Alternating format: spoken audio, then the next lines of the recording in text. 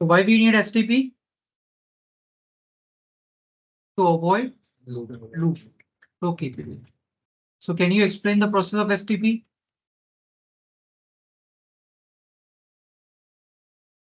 How loop will be avoided? By blocking the switch is turned on.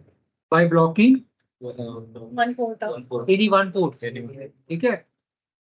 ठीक है, बताओ process पूरा.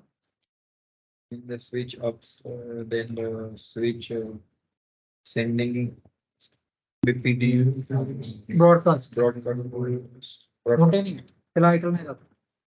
When switch ups, then all switches sending BPD broadcasting BPD to all the switches. When the file reaches to File का sir ये. frame reaches to When the BPDU. when the BPD reaches to that switch again, it त्याला समजेल की तो loop मध्ये आहे. बोलो. जब हर एक स्विच पहले बीपीडीयू ब्रॉडकास्ट करता है, जब किसी भी स्विच को अपना बीपीडीयू वापस मिलता है तो उसको समझ आ जाता है कि लूप है हमारे नेटवर्क में. तो उस लूप को अवॉइड करने के लिए फिर सिलेक्शन होता है एक रूट ब्रिज का. वो डिपेंड करता है. लूप अवॉइड करने के लिए क्या करना होगा? लूप अवॉइड करने के लिए हम एक पोर्ट को बंद करेंगे, किसी भी एक पोर्ट को. अब कौन सा पोर्ट बंद होगा वो डिसाइड करने के लिए सबसे पहले इलेक्शन होता है रूट ब्रिज के लिए. रूट ब्रिज डिफाइन किया जाता है इस चीज की वजह से डिसाइड होता है कि लोवेस्ट प्रायोरिटी किस चीज की है, या लोवेस्ट प्रायोरिटी अगर वो सब बराबर होगा तो लोवेस्ट मैक किसका है. तो उसके बाद जो रूट ब्रिज है वो उसके बाद ये देखा जाता है कि बाकी सब रूट ब्रिज एक बार डिसाइड हो गया, उसके सारे पोर्ट्स फॉरवर्डिंग होते हैं. उसके बाद जो बाकी स्विचेस होते हैं वो सारे नो रूट पोर्ट होते हैं. Non root. और उनमें से सबसे कम जिसका मैच होगा वो पोर्ट हम बंद करते हैं, तो वो पोर्ट अपने आप बंद हो जाता है. इसका नॉन रूट ब्रिज क्या करेगा? Once root bridge is elected, all the ports of your root bridge will be designated ports which will always be forwarding. So remaining left are your non-root bridges. So what non-root bridges will try to do? Non-root bridges सबसे कम cost वाला path short. They will try to find out the best path to reach the root bridge. So the best path depends upon the cost of the link. The link which provides the lowest cost, best will be the path. So lowest cost means higher bandwidth. ठीक है, आगे. जो port हमें root bridge के साथ connect करता है उसको रूट पोर्ट बोलते हैं. वो सबसे बेस्ट पाथ प्रोवाइड करता है रूट ब्रिज को कनेक्ट करने के लिए. तो उन पोर्ट्स को भी शट डाउन नहीं किया जाता, वो भी फॉरवर्डिंग रहते हैं, वो भी डेजिग्नेटेड पोर्ट्स होते हैं. जो बचे वाले फिर जो बचे हैं उनमें से मैक, उनका मैक देख के जिसकी सबसे कम प्रायोरिटी होगी उसको ये किया जाता है, उस पोर्ट को बंद किया जाता है. ठीक है, पुढचा. एवढा उशिरा का रे? हा, नाही लेट झाला बरोबर की, पण लेट नाही झालं पाहिजे ना. कुठे राहिलाय? अरे एवढा जवळ राहतो. किती 10 मिनिटं लागत असेल, 10 ते 12 मिनिटं.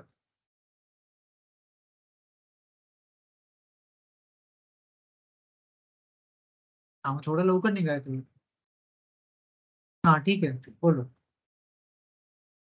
तो गावाला गेला का येणार आहे? हा हा, नाही नाही इथे आहे का गावाला गेलं? ठीक आहे, सोडून द्या. हा, आगे.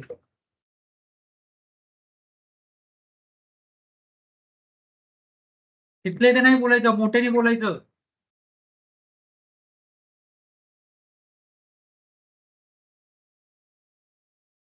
बोलो.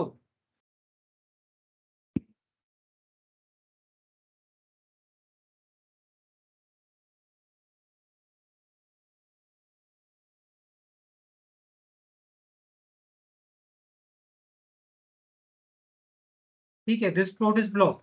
What next? इसके आगे क्या? Let's say this is your root bridge. This is your DP. This also will be your DP. This will be your root port. This will be your root port. This is DP and this is flow. ठीक है, उसके आगे. What if this list goes down?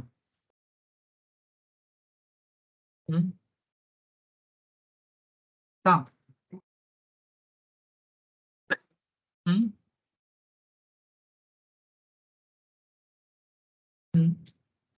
कौन पार्टवेल कौन send करेगा topology change?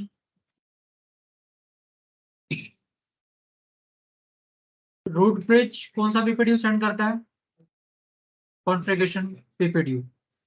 So if this link goes down क्या होगा? क्या क्या? 4 नंबर वाला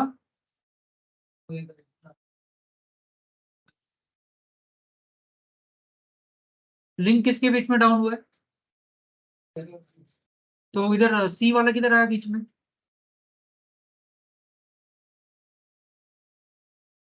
हाँ, पाई वाला मत बोलो यार, स्विच को नाम दिया है ना. स्विच स्विच है वो, पोर्ट नहीं सेंड करता. स्विच सेंड करता है, वो पोर्ट से जाता है. सी क्या करेगा?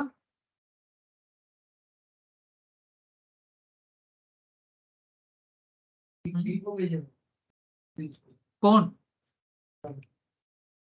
सी वाला बी को. सी का किधर कुछ डाउन हुआ है सी भेजने के लिए? जिसका डाउन हुआ है he is going to send ना. तो इधर सी किधर पिक्चर में? ए और बी के बीच में लिंक डाउन हुआ है.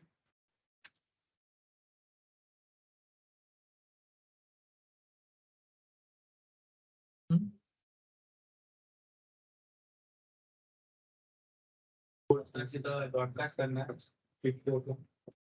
काय क्या? रूट पोर्ट मेसेज पाठवना. हाँ. किसको? पोर्टला किसको? फिफ्थ पोर्टला 6 मध्ये. फिर कौन सा मैसेज? ब्रॉडकास्ट नहीं, बीपीडीयू ना. किस टाइप का बीपीडीयू?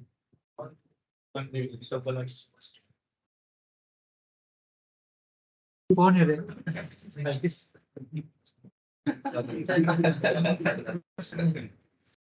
हाँ देखो, topology change notification BPDU is sent by non-root bridge towards root bridge. वो सबको देखो.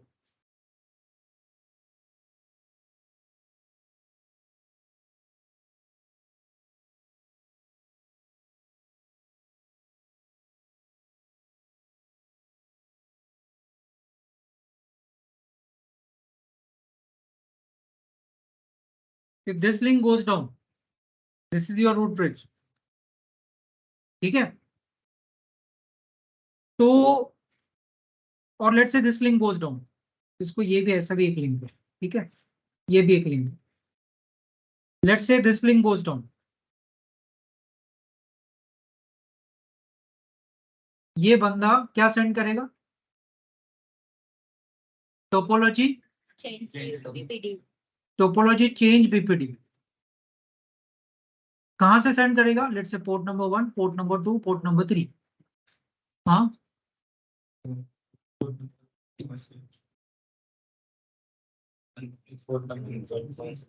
पोर्ट नंबर क्यों? क्योंकि वो रूट ब्रिज को जाता है, यहाँ से वो नहीं जाता. वो ब्लॉक शॉर्टेज शॉर्टेज पास है, लेकिन वो डायरेक्टली रूट ब्रिज से जाता है. देखो, टोपोलॉजी चेंज बीपीडीयू कौन जनरेट और कौन सेंड करता है? Non root bridge going to generate and is going to send to whom? To root bridge. मतलब नॉन रूट ब्रिज को वो इन्फॉर्म नहीं करता. अगर नॉन रूट ब्रिज बीच में आता है, ये भी तो नॉन रूट ब्रिज है. जब इस डायरेक्शन में वो सेंड करेगा तो इसको भी तो मिलेगा. तो what is going to do?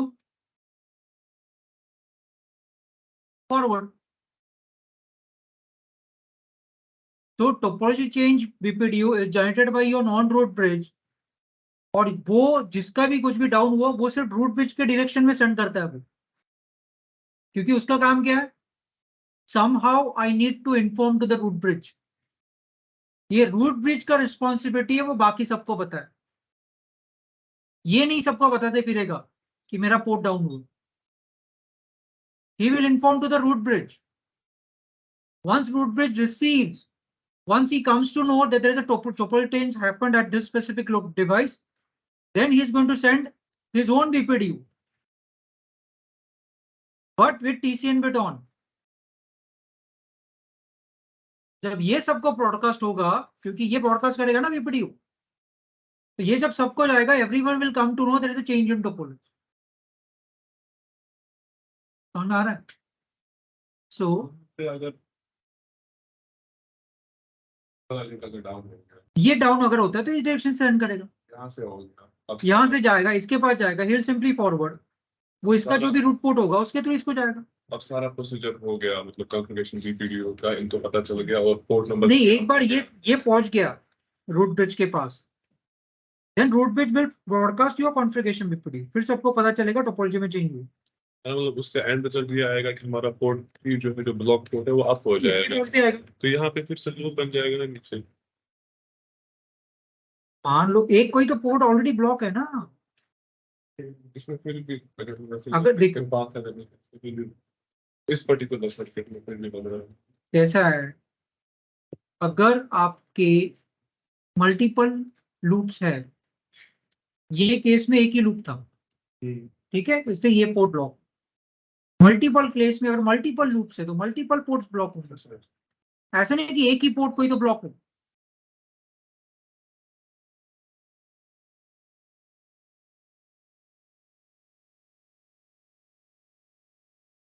इस केस में सिर्फ ये पोर्ट ब्लॉक होगा, लेकिन मान लो ये ऐसा भी है, ऐसा भी है, तो यहाँ पे भी तो लूप बन रहा है, तो इसमें से कोई तो एक पोर्ट ब्लॉक होगा, या फिर ये होगा, या जो भी है जिसके हिसाब से जो चलेगा। So it's not that in your topology अब 100 स्विचेस कनेक्ट कर रहे हो तो 100 में से थोड़ी एक ही लूप होने वाला है, 3 भी हो सकते हैं, 4 भी लूप हो सकते हैं। तो एसटीपी बैकएंड में पूरा फाइंड आउट करेगा कहाँ पे लूप हो रहा है, और फिर वो जैसे यहाँ पे वापस चलेगा, यहाँ पे भी एक प्रोसेस चलेगा, ठीक है। So this link goes down, कौन क्या सेंड करेगा अभी, हाँ, नॉन रूट ब्रिज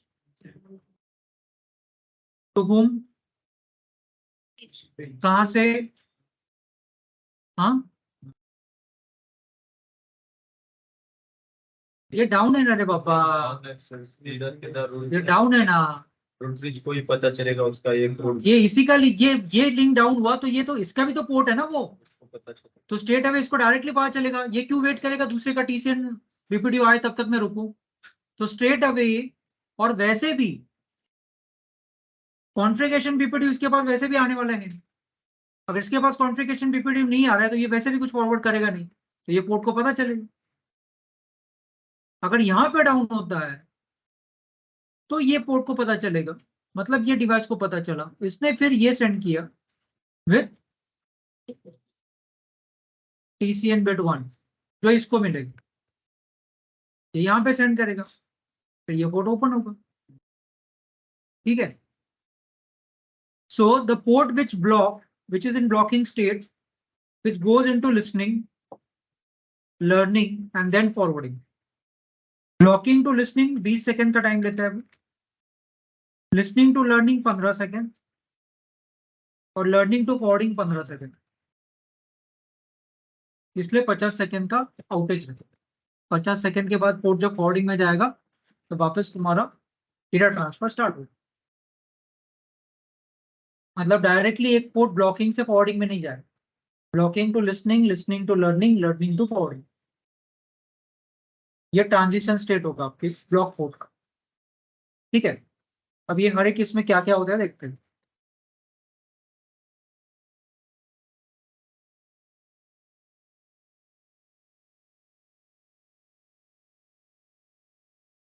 अभी block port does not receive any data frames. Data frames मतलब कौन से? आप जो भी करते हो डेटा ट्रांसफर वगैरह कर रहे हो वो data frame. Block port does not receive anything, he only receives BPDU, और वो बीपीडीयू को ब्रॉडकास्ट भी नहीं कर सकता। मतलब we can only receive, he can not forward. Data तो कुछ भी नहीं कर सकता, डेटा का रिसीव भी नहीं कर सकता, फॉरवर्ड भी नहीं कर सकता। So block port nothing will happen. एक बार उसको कॉन्फ़िगरेशन बीपीडीयू आ गया, with TCN bit on, he comes to know there is a change in topology. तो ये क्या करेगा, ब्लॉक पोर्ट को लिसनिंग मोड में डालेगा। In listening mode, he will start to listen all the data frames, उसको लेना चालू करेगा डेटा फ्रेम्स। डेटा फ्रेम मतलब आपके जो यूजर का जो भी फ्रेम होगा डेटा ट्रांसफर करना है वो सिर्फ रिसीव करना स्टार्ट करे। लर्निंग स्टेट में क्या करेगा, वो रिसीव करेगा, और ये जो पोर्ट है, ये पोर्ट पे जितने भी फ्रेम्स आ रहे हैं हर एक फ्रेम का सोर्स मैक देखेगा और ये पोर्ट पे एंट्री करते जाएगा। उसको मैक एड्रेस टेबल भी तो फिल करना है। ब्लॉकिंग में वो कुछ नहीं करने वाले। लिसनिंग में क्या हुआ, he started to receive all the data frames, forward नहीं कर रहा है, वो सिर्फ रिसीव कर रहा है। लर्निंग में क्या हुआ, लर्निंग में जो रिसीव कर रहा था वो फ्रेम, वो हर एक का सोर्स मैक एड्रेस देखेगा और अपने पोर्ट के अगेंस्ट मैप करना स्टार्ट करेगा। और फॉरवर्डिंग में फिर एक्चुअल डेटा ट्रांसफर स्टार्ट हो। ठीक है, तो 50 सेकेंड्स का टाइम लगता है। इसमें एक दूसरा वर्जन है, ये एसटीपी हुआ राइट, दूसरा है RSTP. R stand for rapid. Rapid spanning tree में अपना लिसनिंग बाईपास होता है, तो directly blocking to learning to forwarding, तो और भी कम टाइम लगेगा।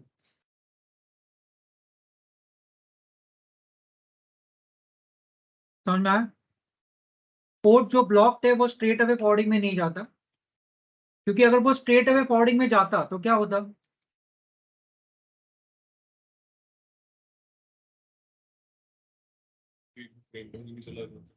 तो पता ही नहीं मैक एड्रेस टेबल जब मतलब कैसा कि अगर ये पोर्ट है,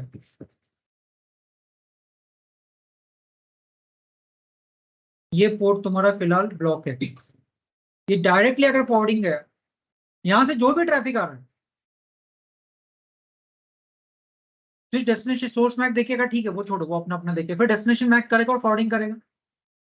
अगर डेस्टिनेशन मैक उसको नहीं पता ये पोर्ट पे कोई भी एंट्री नहीं है, मतलब यहां से कौन रीचेबल है, तो स्विच क्या करेगा, हर एक फ्रेम जो आ रहा है नहीं पता ये पोर्ट से ब्रॉडकास्ट करेगा,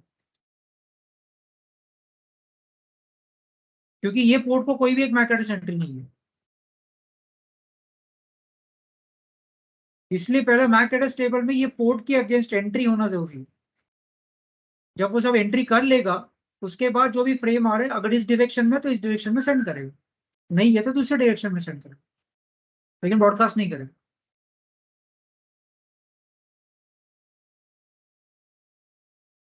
ठीक है, रैपिड में क्या होगा, अपना लिसनिंग नहीं होगा।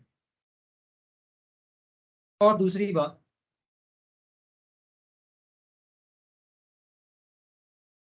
मैक एड्रेस टेबल का मेमोरी परमानेंट होता है या स्पेसिफिक टाइम के लिए होता है? कितना टाइम? 5 मिनट।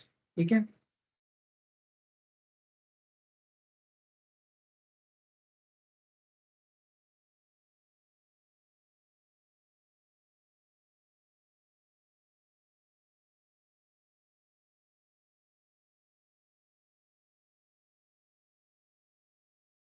जो भी हमने डिस्कस किया वो एक नॉर्मल स्पैनिंग ट्री था।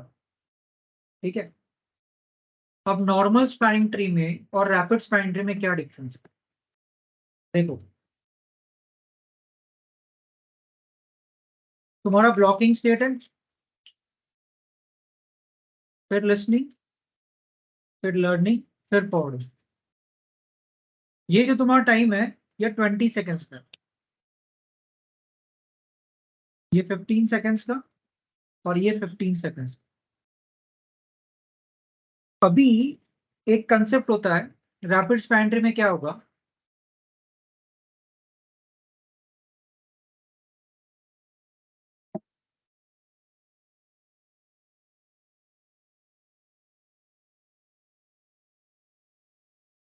ब्लॉकिंग टू लिसनिंग को फॉरवर्डिंग डिले भी कहते हैं। फॉरवर्डिंग डिले मतलब क्या, जैसे ही मान लो ये लिंक अगर डाउन होता है, he will change the configuration BPD with topology change notification on, ठीक है। फिर ये रिसीव करेगा, ये मान लो ब्लॉक है, ये इसको फॉरवर्ड करेगा, ये 20 सेकेंड लेता है ब्लॉकिंग टू लिसनिंग में जाने की, that is called as forwarding delay. अब ये क्यों 20 सेकेंड लेता है कि लेट्स से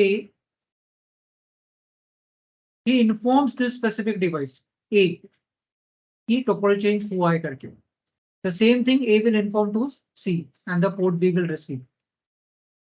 अब यहाँ पे केस ये होगा, डायग्राम पे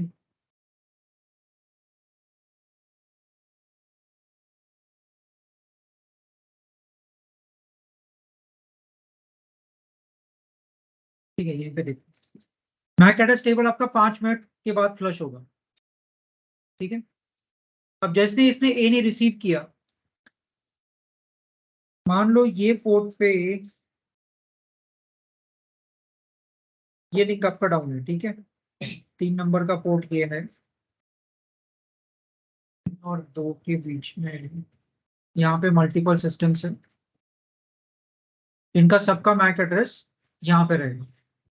मान लो यहाँ पे XYZ 3 डिवाइस है, इसका एंट्री अभी यहाँ पे है, राइट, XYZ। एक बार स्विच ने रिसीव कर लिया configuration BPDU with TCN bit on, MAC address table 5 minute तक फ्लश नहीं होता बाय डिफॉल्ट। तो मान लो ये पोर्ट पे XYZ 3 नंबर पोर्ट पे पहले से एंट्री है, ये कंटिन्यूअसली यहां से ट्रैफिक आ रहा है, कंटिन्यूअसली यहां से ट्रैफिक आ रहा है, ये 3 नंबर पोर्ट को अभी तक हिट हो रहा था, तो इस पे फ्रेश एंट्रीज है XYZ का 3 नंबर पोर्ट और ये हुआ डाउन। अब ये 3 नंबर पोर्ट पे जो XYZ का एंट्री है वो कब तक रहेगा, अगले 5 मिनट तक रहेगा। तो अगले 5 मिनट तक अभी मान लो ये लिंक डाउन हुआ, तो भले ही आपका एंट्री यहाँ पे आया, ये पोर्ट ऑन होगा ना आपका, मान लो ये ऑन होता है तो भी तो अगले 5 मिनट तक 3 नंबर XYZ का एंट्री यहाँ पे भी रहेगा क्योंकि ये पोर्ट ऑफ आ गया, और XYZ का एंट्री 3 नंबर पोर्ट पे भी रहेगा। तो मतलब इसको अगर यहाँ से कोई भी सिस्टम है, इसको अगर डेटा ट्रांसफर करना है XYZ को, वो इसके थ्रू भी जाएगा, इसके थ्रू भी जाएगा, इसके थ्रू वो जाएगा नहीं क्योंकि ब्लॉक है, वो बात छोड़ दो, लेकिन वो इस डायरेक्शन में भी सेंड करेगी एंट्रीज है। तो रैपिड में क्या होता है कि जैसे ही डिवाइस को कॉन्फ़िगरेशन BPDU आता है विद टोपोलॉजी चेंज नोटिफिकेशन, वो अपना मैक एड्रेस टेबल को फ्लश करता है 20 सेकेंड के अंदर। That means they reduce their मैक्सेज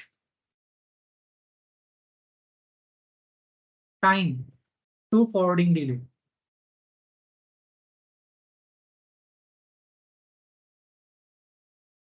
मैक्सेज time मतलब क्या, आपका मैक एड्रेस का फ्लशिंग टाइम।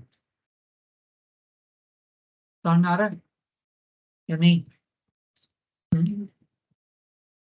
बताओ,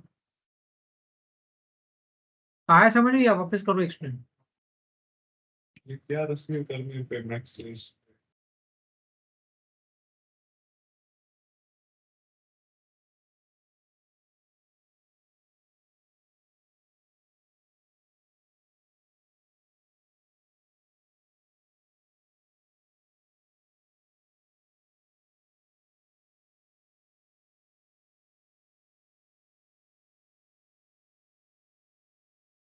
देखो, मान लो हमारा ये लिंक डाउन हुआ, यहाँ पे सिस्टम्स है, ठीक है, ये सभी सिस्टम्स XYZ सभी सिस्टम्स का एंट्री ये पोर्ट पे रहेगा, XYZ ये 3 अलग डिवाइस, ठीक है।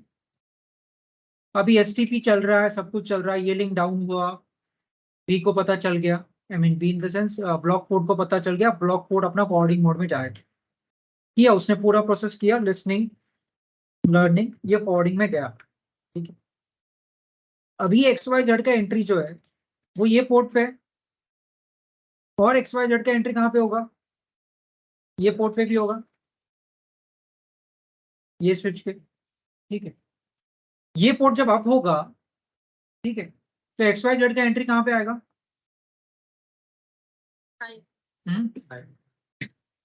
फाइव पे कैसे आएगा, ये ब्लॉक हुआ ना, यहाँ पे कुछ नहीं आएगा।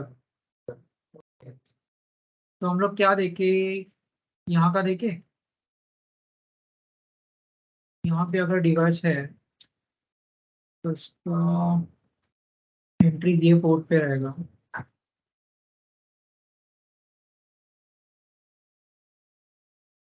ये पोर्ट पे एंट्री अगर होता है ABC का, अगर पोर्ट ऑन है तो ABC का एंट्री यहाँ पे रहेगा, ये डाउन हो, यहाँ से आएगा, फिर यहाँ पे आएगा ABC, ठीक, ठीक है। इसको छोड़ दे, ये तुम्हारे ABC 3 डिवाइस है, ठीक है। पहले इसका एंट्री कहाँ पे होगा, यहाँ पे होगा, और इसका एंट्री कहाँ पे होगा, ये तो तुम्हारा ब्लॉक है, ABC का एंट्री यहाँ पे है, ये स्विच पे एंट्री जब ये ऐसा फ्रेम जाएगा इस पोर्ट से निकलेगा, ठीक है, ये पोर्ट पे रहेगा। मतलब इसका जब ये लिंक अप था तो इसका कम्युनिकेशन ऐसा हो रहा था ना, तो 4 नंबर पोर्ट पे हिट हुआ तो 4 नंबर पोर्ट पे एंट्री ABC का, और 2 नंबर पोर्ट पे एंट्री ABC का, इसको छोड़ दो।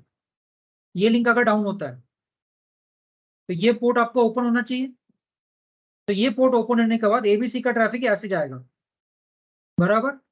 तो ये पोर्ट पे एंट्री आएगा ABC, ठीक है। अभी आपके ये पोर्ट पे भी ABC का एंट्री है, और ये पोर्ट पे भी ABC का एंट्री है। ये एंट्री कब तक रहेगा, 5 मिनट, क्योंकि मैक एड्रेस टेबल 5 मिनट के बाद फ्लश होगा। ये पोर्ट आपका फॉरवर्डिंग हो गया, ये पोर्ट आपका फॉरवर्डिंग हो गया, तो फॉरवर्डिंग हो गया तो यहाँ से भी ट्रैफिक आना स्टार्ट हुआ, तो ये पोर्ट पे हिट हुआ, मतलब ये ब्लॉक तो है नहीं, तो ABC का एंट्री ये पोर्ट पे हुआ। ये पोर्ट पे पहले से ही था, क्योंकि जब ये लिंक अप था तो ट्रैफिक ऐसे जा रहा था 4 नंबर पोर्ट पे। तो अभी क्या हुआ कि यहाँ पे अगर कोई सिस्टम है, if he wants to communicate with ABC, उसका हर बार ऐसे भी जा रहा है, ऐसे भी जा रहा है, डुप्लीकेशन हो रहा है। कब तक होगा, हाँ, इसका जब तक 5 मिनट टाइम खत्म नहीं होता तब तक ये एंट्री 4 नंबर के पोर्ट का एंट्री फ्लश नहीं होगा। देखो, मैक एड्रेस टेबल फ्लश होता है मतलब मैक एड्रेस का पूरा एंट्री को निकाल के नया एंट्री नहीं लेता। मैक एड्रेस टेबल मतलब फ्लश होता है मतलब क्या होगा, हर एक फ्रेम आता है उसका 5 मिनट का टाइमर स्टार्ट। अगर एक फ्रेम, मतलब मान लो इस टाइम पे अगर मेरे पास एक फ्रेम आया 2 नंबर पोर्ट से, तो 2 नंबर पोर्ट, यहाँ पे पोर्ट वो छोड़ दो, जनरल एक्सप्लेनेशन कर रहा हूँ। अगर मैं एक स्विच हूँ, मेरे पास अभी एक फ्रेम आ रहा है 2 नंबर पोर्ट पे, तो 2 नंबर पोर्ट का टाइमर रिस्टार्ट हुआ। लेकिन मेरे पास 4 नंबर पोर्ट पे ऑलरेडी 4 मिनट से एक फ्रेम आया हुआ है, तो उसका टाइम सिर्फ 1 मिनट बचा है, तो 4 मिनट का एंट्री 1 मिनट के बाद फ्लश होगा। मैक एड्रेस टेबल फ्लश होगा, इसका मतलब वो पूरा मैक एड्रेस टेबल फ्लश नहीं होता। 24 पोर्ट है, उसको हर एक पोर्ट से वो फ्रेम रिसीव कर रहा है। जिस पोर्ट से फ्रेम अगर 3 मिनट पहले आया, मतलब उस पोर्ट का फ्लशिंग टाइम में 2 मिनट बचा है, उस पोर्ट का, ना कि पूरे स्विच का। अगर एक फ्रेम अगर 2 नंबर पोर्ट पे जस्ट अभी आया, इसका मतलब उसका रीसेट हुआ टाइमर, वापस 5 मिनट रहेगा वो पोर्ट, वो फ्रेम का एंट्री, वो मैक एड्रेस का एंट्री। 6 नंबर पोर्ट पे अगर 4.5 मिनट हुए कुछ भी नहीं आया, इसका मतलब जो MAC address table 6 number port पे है उसका 4.5 मिनट से एंट्री 6 नंबर पोर्ट पे है। अगर नया फ्रेम आता है उसी मैक एड्रेस का, तो वापस रीसेट होगा 5 मिनट। लेकिन अगले 30 सेकंड अगर कुछ भी नहीं आता, वो पोर्ट से वो एंट्री निकाल देगा, और फिर वो पोर्ट के आगे कुछ भी मैक एड्रेस नहीं दिखेगा। फिर बाद में कभी वो पोर्ट पे नया फ्रेम आता है तो वापस वो एंट्री करेगा, उसका वापस 5 मिनट का टाइमर स्टार्ट होगा। इसका मतलब मैक एड्रेस टेबल फ्लश होता है, मतलब मैक एड्रेस टेबल 5 मिनट में पूरा पोर्ट्स का एंट्री फ्लश नहीं करता। जिसका टाइम एक्सपायर हुआ है वो पोर्ट का एंट्री जाएगा। जैसे ये पोर्ट, ये पीसी पे बैठा है यहाँ पे पोर्ट नंबर 10 पे, ये तो कंटिन्यूअस फ्रेम जनरेट कर रहा है, तो इसका कभी फ्लश ही नहीं होगा। लेकिन अभी ये जो पोर्ट है, पूरा ये लिंक डाउन हुआ है तो ये पोर्ट पे अभी कुछ आने वाला तो है नहीं, एबीसी वाला ट्रैफिक, ऐसा ट्रैफिक तो आएगा नहीं ना अभी, ये लिंक डाउन है तो एबीसी का जो भी आना है वो यहां से आएगा, तो यहां से आएगा तो तुम्हारा जो ये पोर्ट है 5 नंबर का पोर्ट, वहां पे नया नया एंट्री आएगा, लेकिन जो 4 नंबर का पोर्ट है वहां पे ब्लॉक होने के पहले जो एंट्री आया था उसके बाद कोई नया फ्रेम आया नहीं एबीसी वाला। हाँ मतलब दूसरा इसका कोई ट्रैफिक आ सकता है, ये वाला आ सकता है, तो उसका एंट्री रहेगा उस पोर्ट पे। ये मान लो ट्रिपल जेड वाला पीसी है, इसका एंट्री तो ये तो आ रहा है ना फ्रेम, तो ये 4 नंबर देखो 4 नंबर पोर्ट पे क्या सिर्फ इन्हीं का एंट्री था या ऐसा नहीं, जैसे हमने डिस्कस किया ट्रंक पोर्ट पे एक मैक एड्रेस का एंट्री नहीं होता, ट्रंक पोर्ट के थ्रू बहुत सारे लोग बहुत सारे फ्रेम्स आते, तो trunk port can have multiple MAC address entries.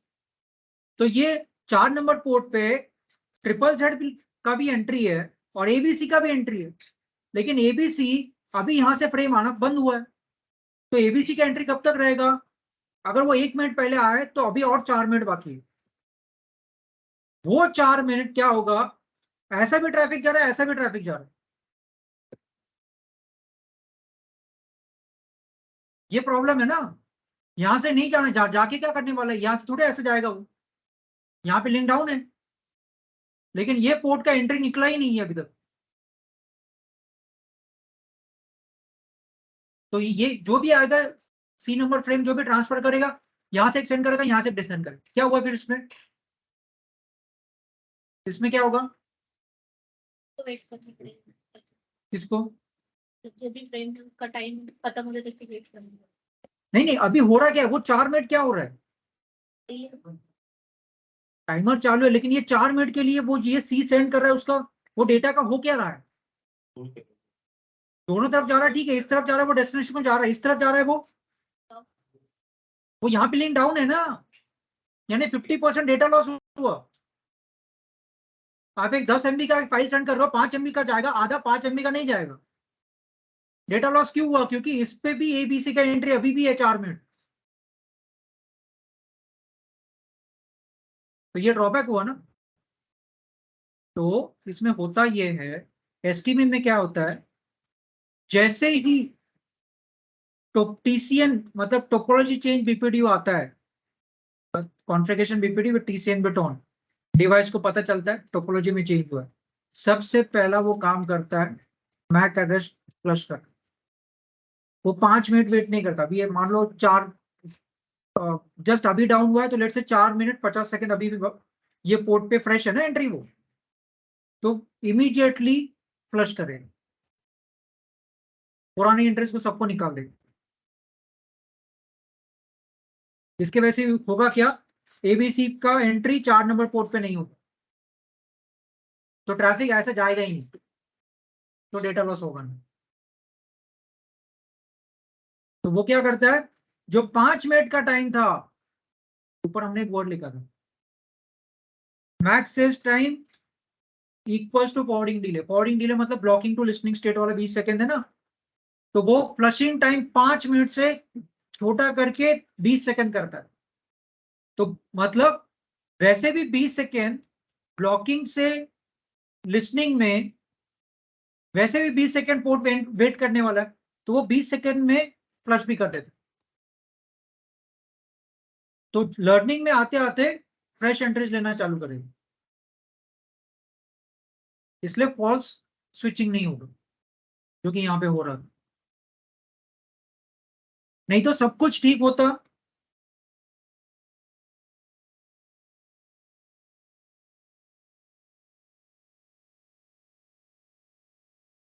STP तो अपना काम कर रहा है,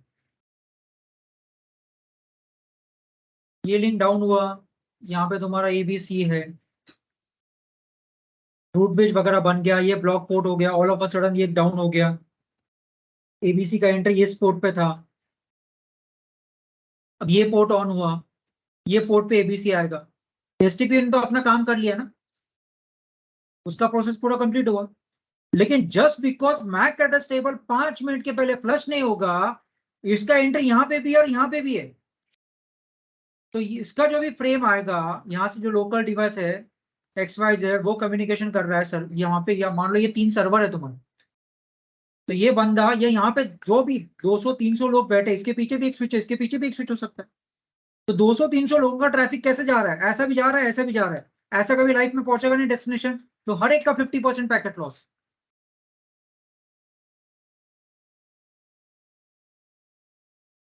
तो ये एसटीपी का गलती नहीं है,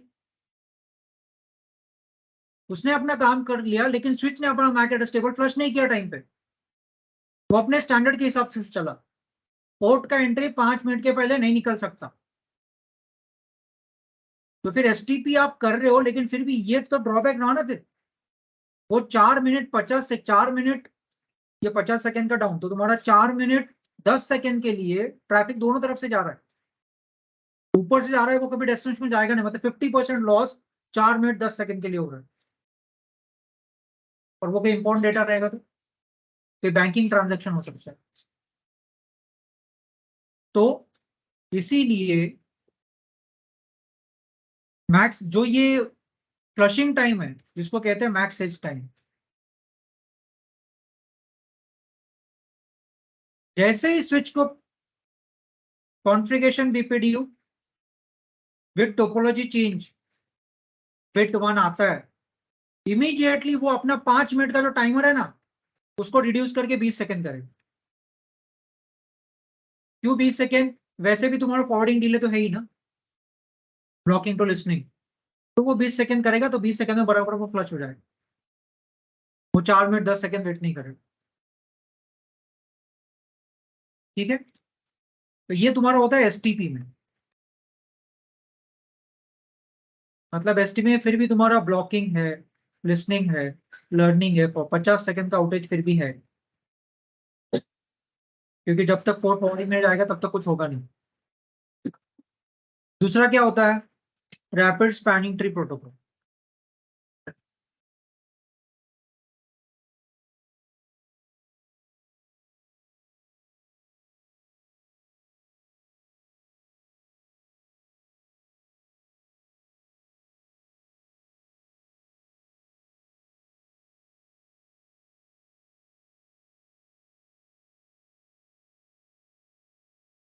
और भी थोड़े ज्यादा ड्रॉप है, ठीक है। ये आपका रूट ब्रिज है।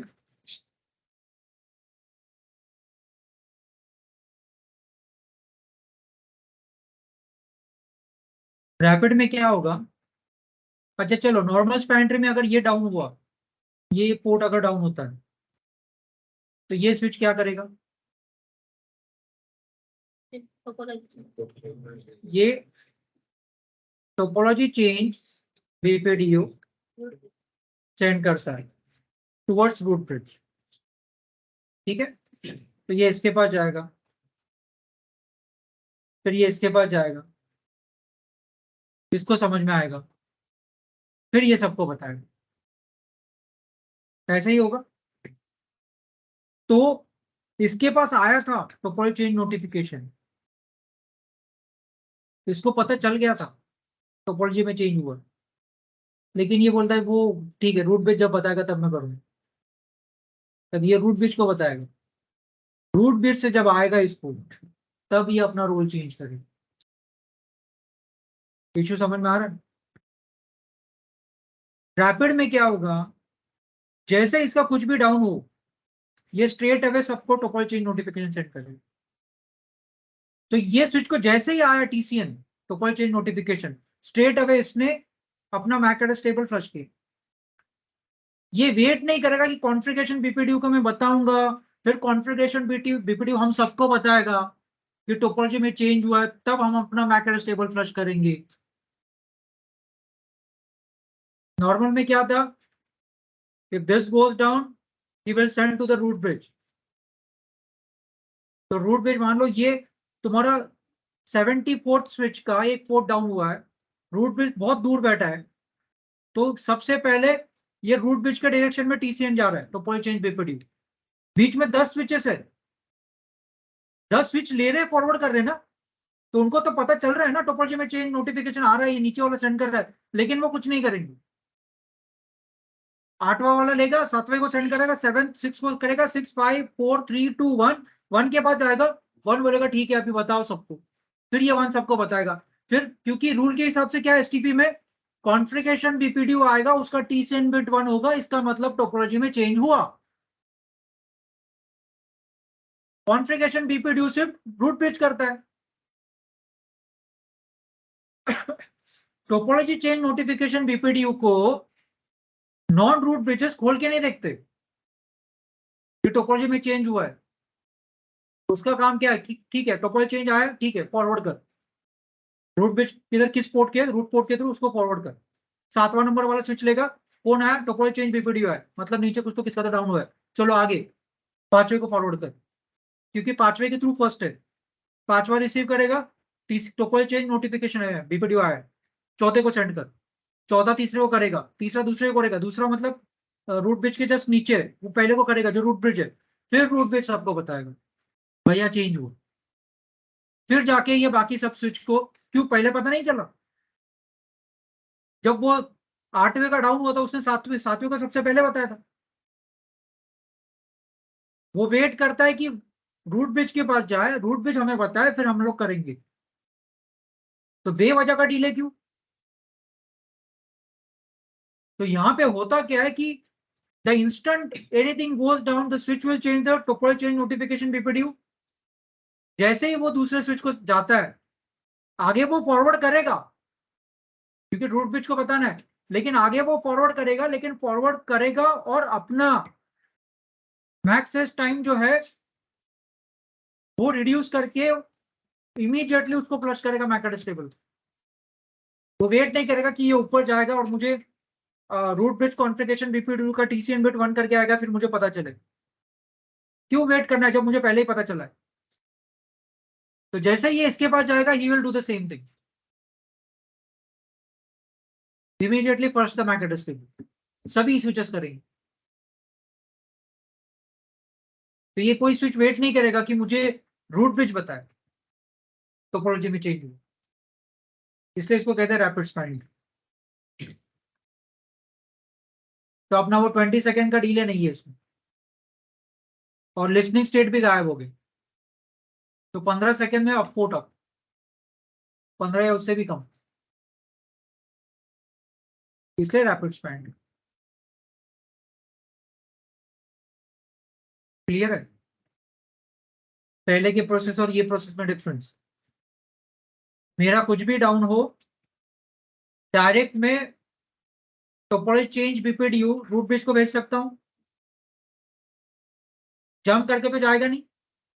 अगर मैं 9th नंबर का स्विच हूं, मान लो वो रूट ब्रिज है, ऐसा ही पाथ है सेम ऐसा, अगर मेरा कुछ पोर्ट डाउन होता है तो मैं इसको बताऊंगा, इसने रिसीव किया, ही केम टू नो कि टोपोलॉजी चेंज हुआ है, लेकिन वो एसटीपी है। वो कहेगा वो मेरा काम नहीं है, मुझे जब रूट ब्रिज बताएगा तब मैं करूंगा, तो वो इसको बताएगा। फिर ऐसा करते करते उसके पास पहुंचेगा, तब वो कॉन्फ़िगरेशन बीपीडीयू ब्रॉडकास्ट करेगा, तब वो वापस आएगा, इनके पास भी आएगा, इनके पास भी आएगा।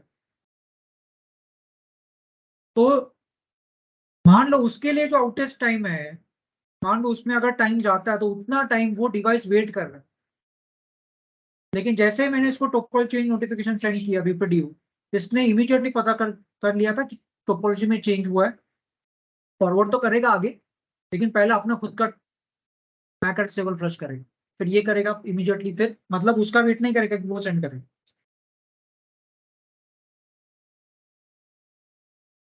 समझ आ रहा है? और मैक्स सेस टाइम जो है, जो 20 सेकंड था ना, मतलब जो 5 मिनट का 20 सेकंड कर रहा है, वो 5 सेकंड कर रहा है 0 पे करेगा, 20 सेकंड भी वेट नहीं करेगा अभी। जैसे ही टोपोलॉजी नोटिफिकेशन आ गया बीपीडीयू फ्लश। एसटीपी में क्या था, जैसे ही आ गया कॉन्फ़िगरेशन बीपीडीयू के थ्रू, नॉर्मल टोपोलॉजी कोई भी स्विच को देखेगा भी नहीं, रिसीव फॉरवर्ड करेगा रूट ब्रिज को जाने तक, और फिर रूट ब्रिज से आएगा। तो रूट ब्रिज से जब आ रहा था तो हम लोग क्या कर रहे थे, आएगा तो 5 मिनट का 20 मिनट कर रहे थे, सॉरी 20 सेकंड कर रहे थे। अभी क्या, जैसे ही अभी तो कॉन्फ़िगरेशन बीपीडीयू का भी वेट करने का जरूरत नहीं, जैसे टोपोलॉजी चेंज बीपीडीयू आ गया, सामने वाले स्विच ने फॉरवर्ड किया और इमीडिएटली अपना MAC address table immediately first किया विद इन 1 सेकंड और विद इन नो टाइम। इसका मतलब वो 20 सेकंड का डिले गया, लिसनिंग स्टेट वैसे भी वो रैपिड में होता नहीं, वो भी क्या, तो 15 सेकंड के आसपास और उससे भी कम टाइम में तुम्हारा पोर्ट फॉरवर्डिंग मोड में जाएगा।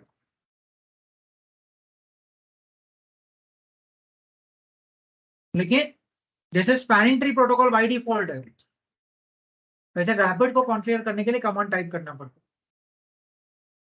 बस एक कमांड टाइप करो, रैपिड बन जाएगा। नए स्विचेस में रैपिड बाय डिफॉल्ट होता है, तो उसमें बोलने की भी जरूरत नहीं कि रैपिड इंप्लीमेंट करना। ठीक है, तो स्पैनिंग ट्री में एक तो है तुम्हारा स्पैनिंग ट्री प्रोटोकॉल, दूसरा है तुम्हारा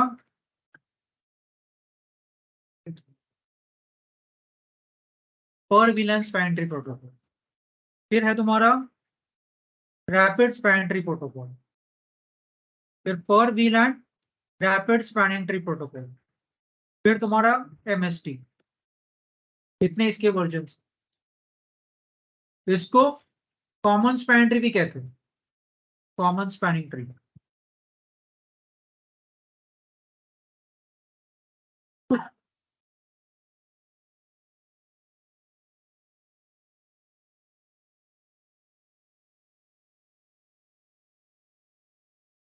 एसटीपी का एडवांस वर्जन आरएसटीपी, पर विलन स्पैनिंग ट्री का एडवांस वर्जन पर villain rapid spanning tree, RR लगा। ये पर विलन करेंगे डिस्कस क्या है, एसटीपी का आरएसटीपी, पीवीएसटी का पीवीआरएसटी, और ये एमएसटी थोड़ा अलग है, तो देखेंगे।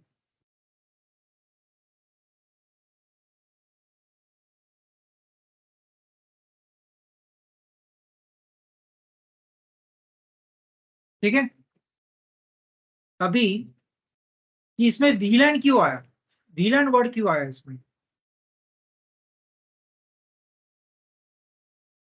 हाँ, स्विच, हाँ बोलो, स्विच का क्या?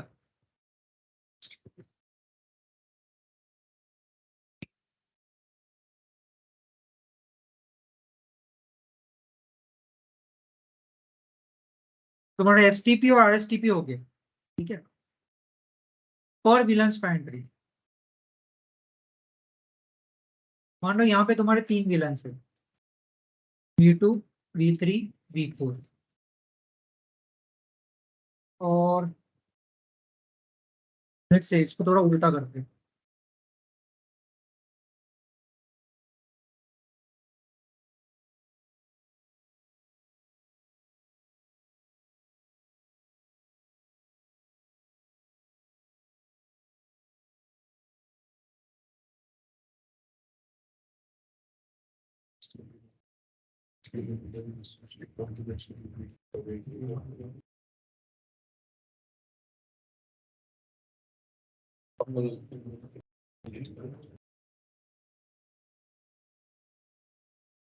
देखो यहाँ पे मान लो ये तुम्हारा ब्लॉक पोर्ट है, ठीक है, और ये रूट ब्रिज है।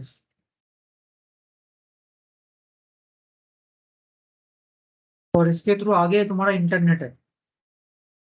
ठीक है, तो अभी ये तुम्हारा ब्लॉक पोर्ट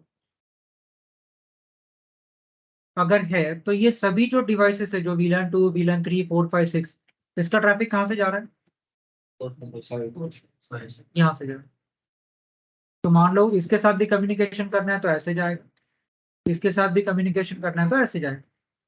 ठीक है, लेकिन ये पोर्ट से कुछ भी ट्रैफिक नहीं जाएगा। क्यों? ब्लॉक है, एक्चुअली ब्लॉक है, एक्चुअली ब्लॉक नहीं है, एसटीपी ने उसको ब्लॉक करके रखा। तो इसका ड्रॉबैक क्या?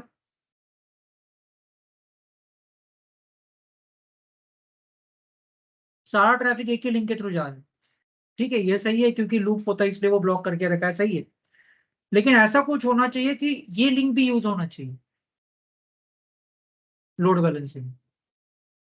कुछ ट्रैफिक इस लिंक से जाए, कुछ ट्रैफिक इस लिंक से जाए, डुप्लीकेशन ना हो। एसटी प्रॉब्लम क्या था, लूप हो रहा था, डुप्लीकेशन हो रहा था, ब्रॉडकास्ट स्टॉप हो रहा था, इसलिए एसटीपी आया। एसटीपी कहता है कि एक पोर्ट ब्लॉक करके रखो और उस पोर्ट से कोई भी ट्रैफिक नहीं जाएगा, सो पूरा ट्रैफिक एक लिंक के थ्रू जाएगा। लेकिन पूरा ट्रैफिक अगर एक लिंक के थ्रू जा रहा है तो इसका मतलब ये लिंक ओवरलोड हो सकता है। ये फिजिकली लिंक कट नहीं है, ये देखो नॉर्मल लैन में केबल कट होना, पोर्ट डैमेज होना 2-3 साल में एक आध बार होता है। तो ये सिर्फ ब्लॉक करके रखा है, 2 साल से ये पोर्ट ब्लॉक है, एक्चुअल लिंक अप है, पोर्ट से कुछ ट्रैफिक नहीं जाता, कुछ नहीं।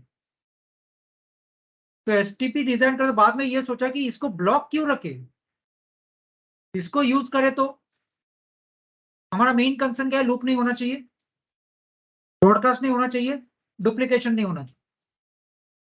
ऐसा कुछ करे कि वो सब कुछ नहीं होगा और फिर भी ये पोर्ट यूज हो। फिर इन्वेंट किया उन्होंने पर विलेंस रैपिड स्पैन ट्री और पर विलेंस स्पैन ट्री। इसमें क्या करते हैं, एक रूट ब्रिज नहीं होता, क्योंकि एक रूट ब्रिज हो मतलब एक एसटीपी प्रोसेस हुआ। एक एसटीपी प्रोसेस में क्या होगा, एक कोई तो पोर्ट ब्लॉक होगा, एक कोई तो डिवाइस रूट ब्रिज बने। पर विलन स्पैन ट्री मतलब क्या, हर एक विलन के लिए अलग स्पैनिंग ट्री रन होगा, हर एक विलन की। अगर 50 विलन्स है, विलन 1 के लिए एक अलग स्पैन ट्री चलेगा, 2 के लिए अलग, 3 के लिए अलग, 4 के लिए अलग, 5 के लिए, हर एक विलन के लिए।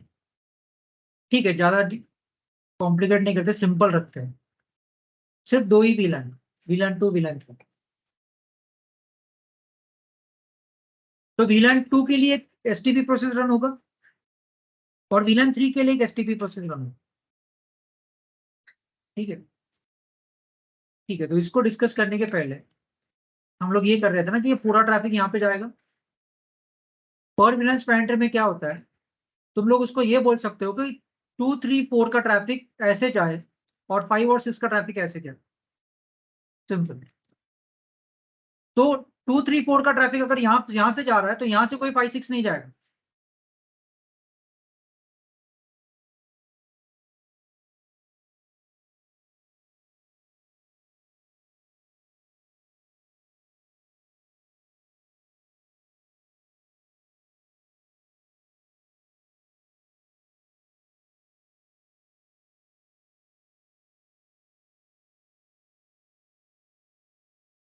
टू थ्री फोर मतलब ये जो ब्लॉक कोड है, 2, 3 का ट्रैफिक ऐसे जाए, ऐसे जाएगा और 4, 5 का ट्रैफिक ऐसे जाएगा। मतलब 2, 3 का traffic is allowed from 5 number port, but 2, 3 traffic is not allowed from 4 number port. और 4, 5 का traffic is allowed from 4 number port, but 4, 5 traffic is not allowed for 5 number port. मतलब पहले कैसा था, एक पोर्ट ब्लॉक मतलब सभी के लिए ब्लॉक। अभी कैसा होगा, 5 number port is block but for VLAN 4 and 5, but that 5 number port is open for VLAN 2 and 3। और ये 4 नंबर का पोर्ट ये ब्लॉक है, किसके लिए, VLAN 2 और 3 के लिए। लेकिन ये 4 नंबर पोर्ट का ओपन है, किसके लिए, 4 और 5 के लिए। तो इसका मतलब यहां से 4 और 5 का ट्रैफिक जाएगा, लेकिन ये same port is blocking 2 and 3। तो इस पोर्ट के थ्रू कभी भी 2 और 3 का ट्रैफिक नहीं जाएगा, लेकिन ये सेम पोर्ट 4 और 5 के लिए ओपन है। और ये जो 5 नंबर का पोर्ट था, ये 2 और 3 के लिए ओपन है, लेकिन ये सेम पोर्ट 4 और 5 के लिए ब्लॉक है।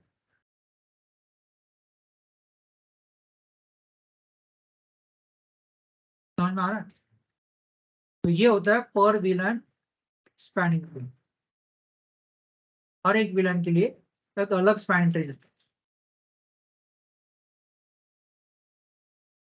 तो अभी मुझे एक बात बताओ, सिर्फ हम मान लो सिर्फ 2 ही विलन है, विलन 2, विलन 3। इसका मैक है AA, इसका BBB, इसका CCC।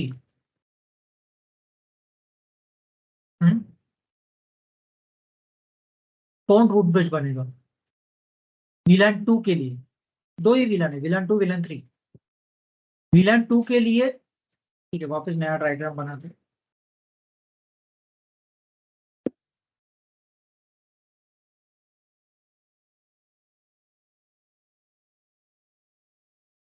इस वीडियो को 2, 3, 4, 5, 6, 7 बार देखना।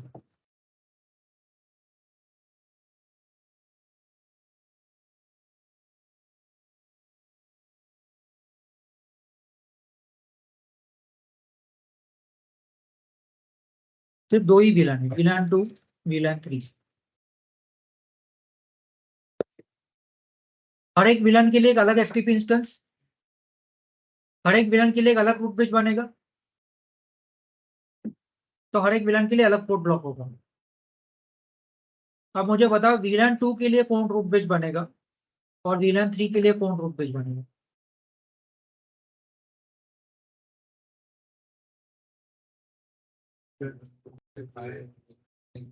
इसमें जिस स्विच में दूसरे स्विच में VLAN 2 का PC कनेक्ट है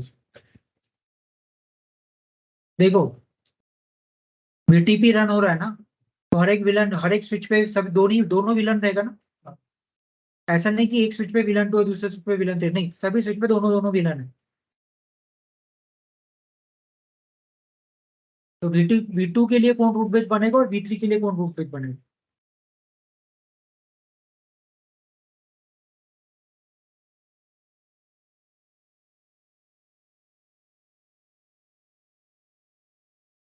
V2 का जो डेजिग्नेटेड पोर्ट है उसके साथ जो सबसे शॉर्टेस्ट थोड़े से देखना ही बता कौन रूट ब्रिज बनेगा। V2 के लिए A, V3 के लिए B। VLAN 2 के लिए कौन रूट ब्रिज बनेगा और 3 के लिए कौन रूट ब्रिज बनेगा? 3 से भेज रहे हैं V2 से।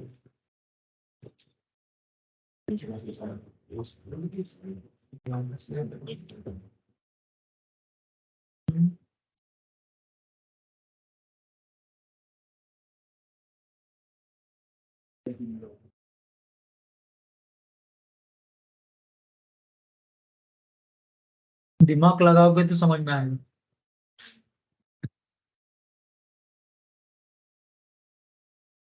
अपोजिट होगा, जहाँ से ट्रैफिक जा रहा है उसका अपोजिट जो मतलब अगर इसमें दो V2 का अगर ट्रैफिक जा रहा है पोर्ट 5 से तो इसका A नहीं स्विच B होगा इसका।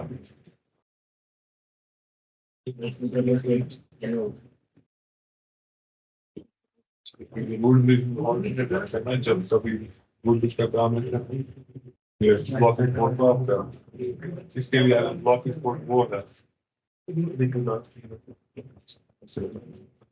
नहीं मुझे समझ में आ रहा, लेकिन ऐसा है नहीं।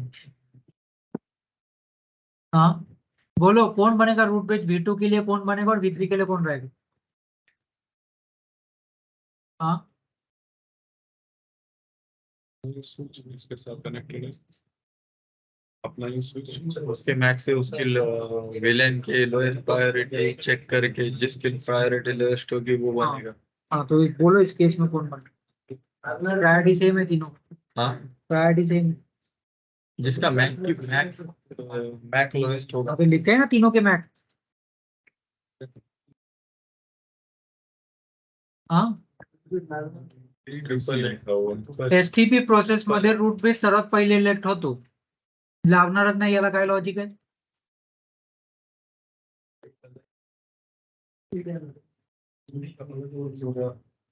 मग ते सोपं करून दोनच ठेवले, म्हटलं जास्त नको तुम्हाला डोकं चालवून, दोनच ठेवले। इस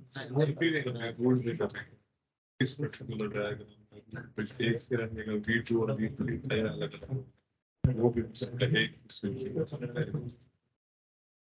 ये बोलो जल्दी कौन रूट ब्रिज बनेगा फॉर VLAN 2 के लिए कौन बनेगा, VLAN 3 के लिए कौन बनेगा?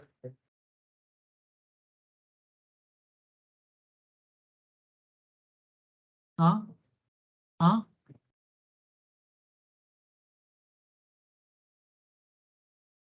बोल।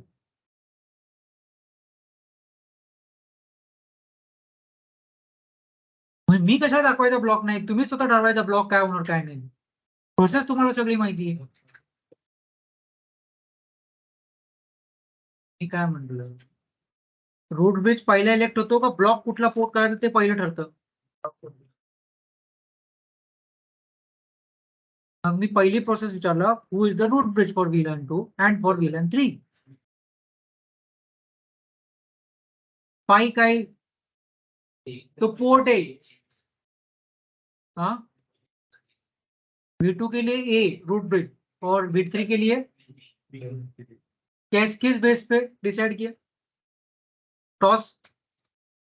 तो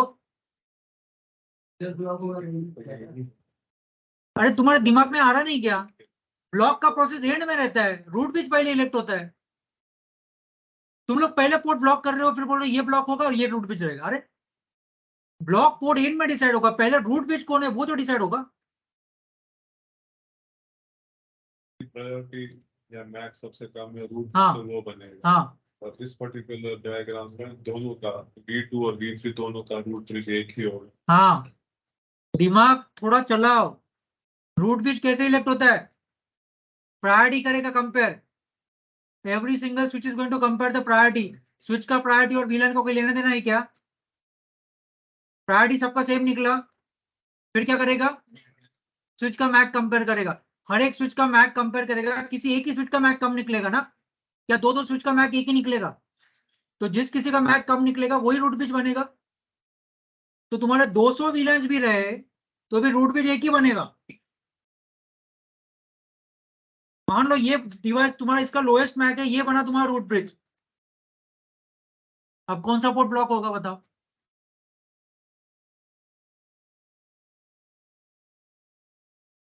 ये साइड वो साइड नहीं, पोर्ट बताएगा.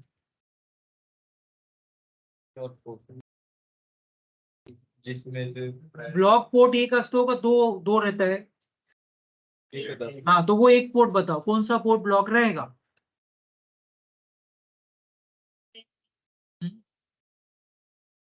4 नंबर वाला.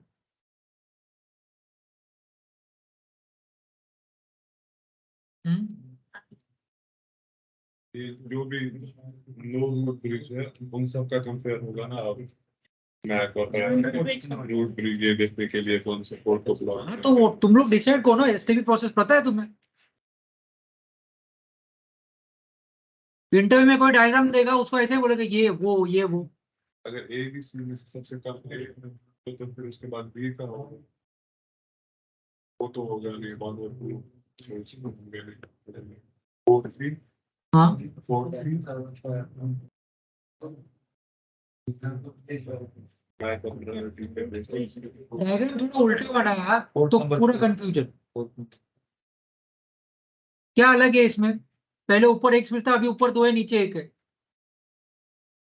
प्रोसेस तो वही है ना पूरा. ट्रिपल ए तुम्हारा रूट ब्रिज बना तो अभी कौन सा पोर्ट ब्लॉक होगा,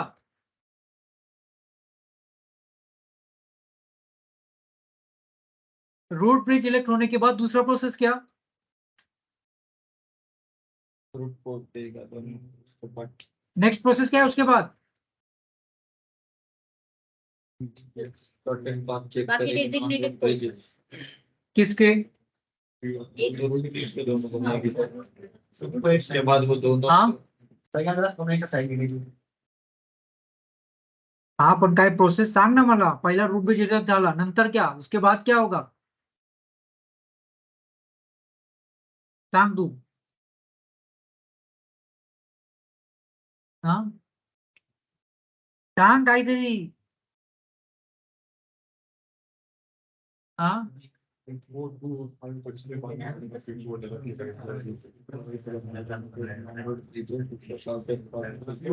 कैसे बता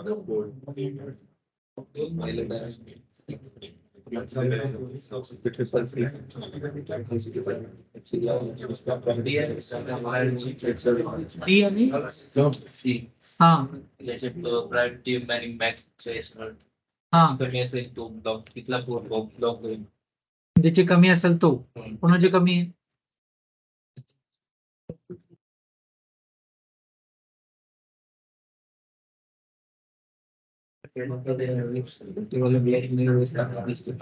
ब्लॉक्स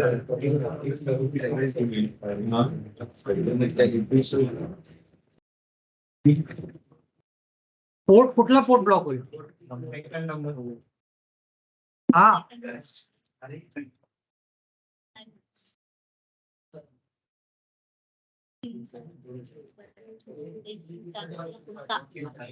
अरे हे माहिती पाहिजे तुम्हाला. एसटीपी काल झालंय.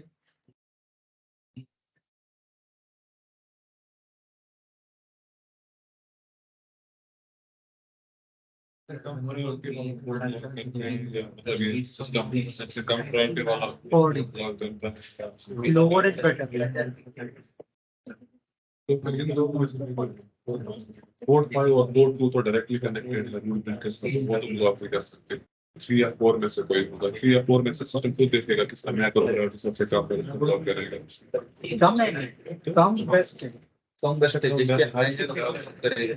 एक सेकंड करेगा अपना डेटा। बीच ही बन गया है सर।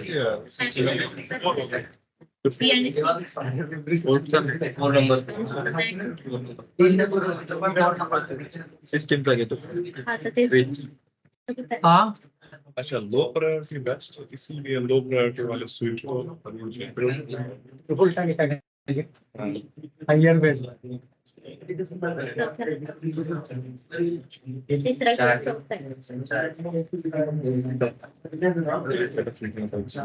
आप सबसे वही बता रहे थे. हाँ काल स्टुडंट्री झालंय. त्याने आत्ताचा काही संबंध. ये तुम्हारा रूट ब्रिज बना, ये दो कौन है? नॉन रूट ब्रिज क्या करता है? शॉर्टेस्ट पाथ कम कॉस्ट वाला. एसटीपी पहले प्रोसेस तो कंप्लीट करो, उसके बाद टोपल चेन नोटिफिकेशन वो बाद में आगे जब कुछ डाउन हुआ तो. अभी डाउन नहीं, पहले डिसाइड करो कौन सा पोर्ट ब्लॉक होगा.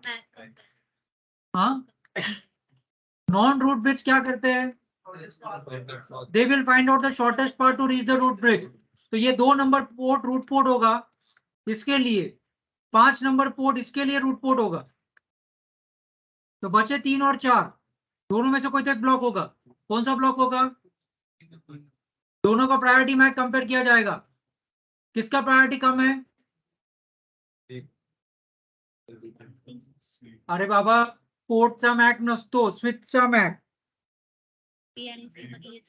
स्विचचा मॅक असतो. स्विच एक हार्डवेअर आहे ना, त्याचा मॅक असणार का नाही? स्विचचा मॅक, पोर्टचा मॅक नाही.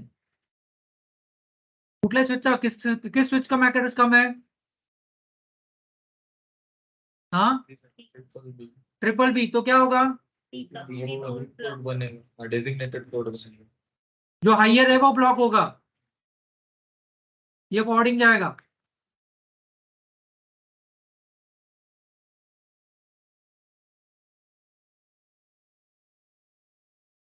किस विलन के लिए? वो सबके लिए बनेगा. हाँ तो विलन अभी विलेन नहीं चेक की. इसका कोई लेन बनेगा. हाँ मतलब तुम लोग 50 भी विलन लो तो रूट ब्रिज इलेक्शन किस बेस पे होता है? प्रायोरिटी और मैक. तो बाय डिफॉल्ट यही बनेगा रूट ब्रिज. तो ये बनेगा रूट ब्रिज, ये रहेगा ब्लॉकिंग पोर्ट. तो ये ब्लॉक है तो पूरा 2 और 3 का ट्रैफिक यहीं से जाएगा, तो यहां से कुछ भी नहीं जाएगा.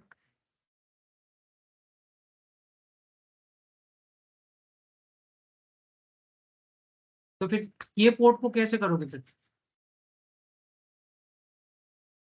रूट देखो, रूट ब्रिज तुम्हारा एक बना इसलिए ये पोर्ट ब्लॉकिंग हुआ. अगर रूट ब्रिज तुम्हारे 2 बनते हैं, 2 डिवाइस तुम्हारे रूट ब्रिज बनते हैं,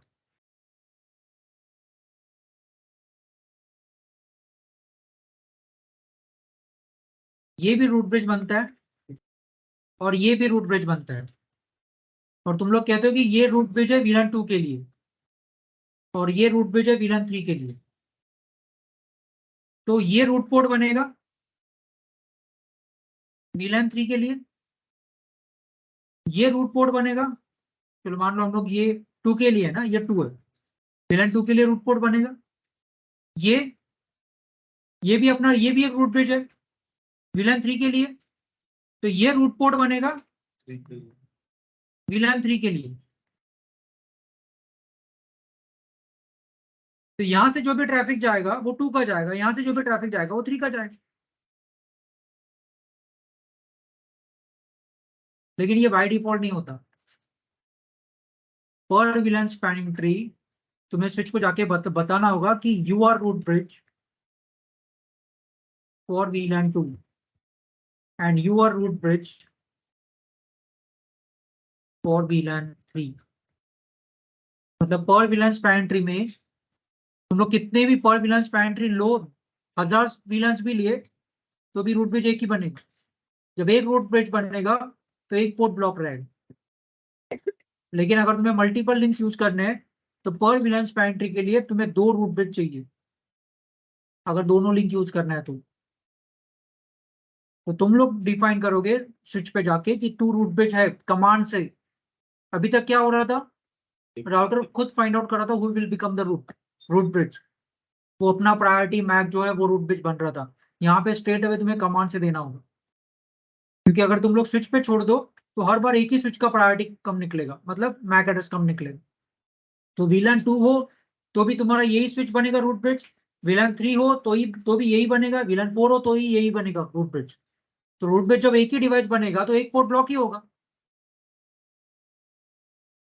लेकिन कमांड से तुम्हें इन्फॉर्म करना होगा कि पहला वाला स्विच रूट ब्रिज है VLAN 2 के लिए और दूसरा वाला रूट ब्रिज है VLAN 3 के लिए। तब जाके उसके नीचे वाले पोर्ट से वो रूट पोर्ट बनेंगे और कोई ब्लॉक में नहीं रहेगा। ब्लॉक में नहीं रहेगा मतलब क्या, ये VLAN 2 के लिए ये पोर्ट फॉरवर्डिंग है, लेट्स से 5 एंड 6। VLAN 2 के लिए ये पोर्ट फॉरवर्डिंग है, इसका मतलब ये 3 के लिए ब्लॉक है, यहाँ से 3 का कोई ट्रैफिक नहीं जाएगा। ये 6 नंबर पोर्ट अगर 3 के लिए फॉरवर्डिंग है तो 2 के लिए ब्लॉकिंग है। हर एक पोर्ट हर एक VLAN के लिए ओपन नहीं होगा, फिर तो लूप होगा। फिर तो एक पोर्ट से अगर VLAN 3 जा रहा है तो वो पोर्ट से VLAN 4 नहीं जाएगा।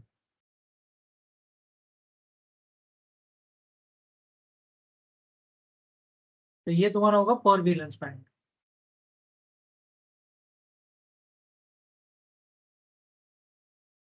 इसका प्रैक्टिकल करेंगे हम लोग, लेकिन ये ऐसा है। पर VLAN रैपिड स्पैन ट्री में क्या होगा, फ्लशिंग टाइम जो होगा वो 0 हो जाएगा। और वो TCN वाला कंसेप्ट है, वो वेट नहीं करेगा कॉन्फ़िगरेशन BPDU आने तक, वो तो रिपीट होगा फिर कंसेप्ट। तो उसमें कोई अलग डिफरेंस नहीं है। STP और PVST में क्या डिफरेंस है, वो बाय डिफॉल्ट होता है या अपने को हर VLAN को देना पड़ता है। STP में रूट ब्रिज एक ही इलेक्ट होगा, कितने भी VLAN रहने दो, 100 VLAN रहे तो भी रूट ब्रिज एक ही इलेक्ट होगा। पर VLAN स्पैनिंग ट्री में हर एक VLAN के लिए अलग STP इंस्टेंस रन होगा, तो अलग रूट ब्रिज इलेक्ट होगा।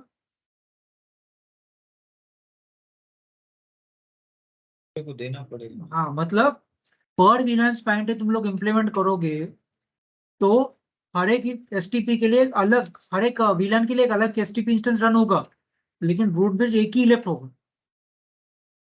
क्योंकि रूट ब्रिज इलेक्ट करते हुए वो VLAN नंबर नहीं है, रूट ब्रिज इलेक्ट करते हुए वो क्या देखता है, प्रायोरिटी क्या, मैक क्या। तो A का मैक अगर कम आ रहा है तो वो VLAN 2 के लिए भी A का मैक कम ही आएगा, VLAN 3 के लिए A का मैक कम ही आएगा, क्योंकि मैक एड्रेस को और VLAN का नंबर क्या लेना देना। तो रूट ब्रिज एक ही बना, तो तुमने पर VLAN कॉन्फ़िगर किया लेकिन रूट ब्रिज तो एक ही बना ना फिर। तो पर VLAN तुमने इंप्लीमेंट किया, रूट ब्रिज एक ही बना, बाय डिफॉल्ट पर VLAN रहता है, बाय डिफॉल्ट पर VLAN स्पैन ट्री रहता है, लेकिन रूट ब्रिज एक ही इलेक्ट होगा जिसका मैक कम। तो VLAN 2 के लिए भी यही बनेगा, VLAN 3 के लिए भी यही बनेगा, VLAN 4 के लिए भी यही बनेगा।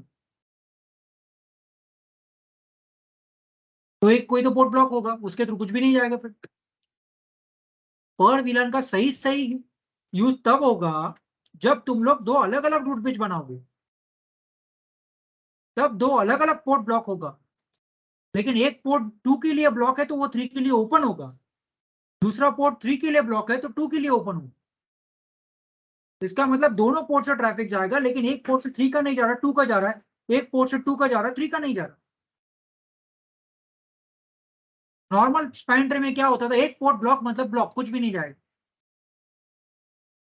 पर विलन स्पैनिंग ट्री में अगर एक ही रूट ब्रिज इलेक्ट होता है, जो कि बाय डिफॉल्ट है, रूट ब्रिज इलेक्ट होने के लिए क्या कंपेयर होगा हर एक स्विच का, प्रायोरिटी और मैप। अगर प्रायोरिटी तुम लोग किसी का कम करो तो प्रायोरिटी के बेस पे जाएगा, लेकिन प्रायोरिटी भी किसी एक स्विच का तुमने कम किया ना, तो वही बनेगा ना फिर भी रूट ब्रिज। तो अगर एक डिवाइस रूट ब्रिज बनेगा तो ब्लॉक पोर्ट कोई तो एक ही बनेगा। जब एक पोर्ट ब्लॉक बना तो per VLAN span tree implement करने के बावजूद भी एक पोर्ट जो ब्लॉक होगा उसके थ्रू कुछ भी नहीं जाएगा, पूरा ट्रैफिक दूसरे थ्रू जा रहा है।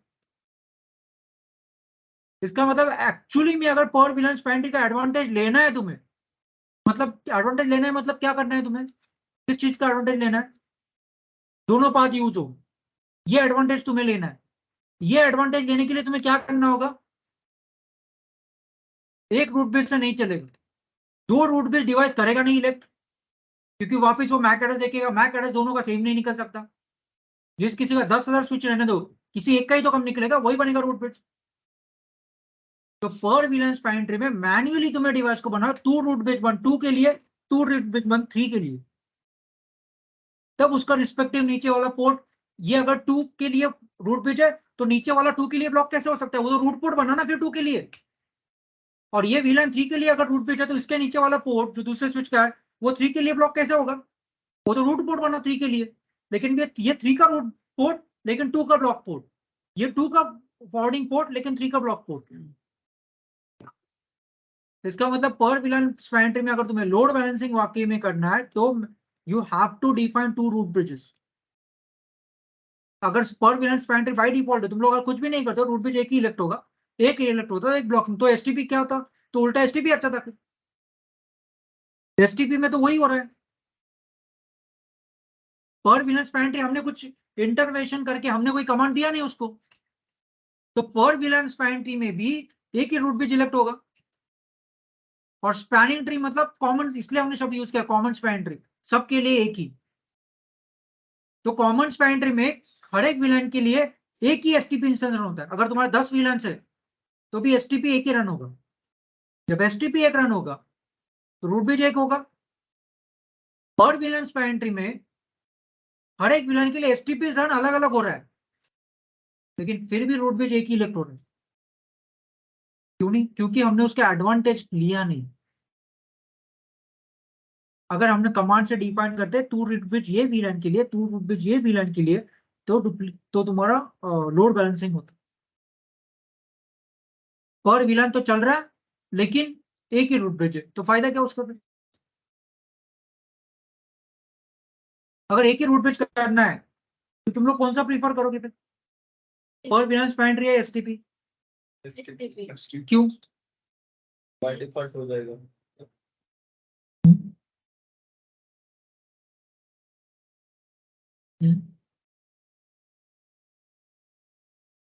अगर तुम्हें लोड बैलेंसिंग नहीं करना है तो एसटीपी या पीवीएसटी दोनों सेम है। एसटीपी में भी एक रूट ब्रिज सिलेक्ट होता है, पीवीएसटी में भी एक रूट ब्रिज सिलेक्ट होगा, दोनों में तो सेम कंसेप्ट होगा फिर। तो फिर कौन सा तुम लोग यूज करोगे, या फिर कौन सा ज्यादा प्रोसेस कंज्यूमिंग होगा, एसटीपी या पर विलन स्पैन ट्री। ज्यादा प्रोसेस तो प्रीवियस की में है। पीवीएसटी में क्यों, हर एक विलन के लिए एक अलग प्रोसेस चल रहा है। इलेक्ट तो रूट ब्रिज वही होगा कि कोई तो जो जिसका मैक कम होगा, लेकिन प्रोसेस अलग अलग चल रहा है। तो अगर तुम्हें रूट ब्रिज एक ही रखना है तो कोई लॉजिक नहीं है पीवीएसटी रन कर, एक ही स्विच वैसे रूट ब्रिज होने वाला तो हर एक विलन के 100 विलन से 100 एसटीपी इंस्टेंस रन होगा, यानी 100 टाइम्स यूटिलाइजेशन होगा तुम्हारे प्रोसेस का। तो एसटीपी पर विलन स्पैन ट्री का एडवांटेज अगर सही में लेना है, इसका एडवांटेज लेना है मतलब क्या, तुम्हें मल्टीपल लिंक्स यूज करने, ब्लॉक में कुछ नहीं रखना है। तो वो तभी हो सकता है जब more than one root page हो, और वो तभी हो सकता है बाय डिफॉल्ट नहीं, तुम्हें मैन्युअली कमांड से बताना होगा कौन सा स्विच रूट पेज बने किसके लिए। ठीक है।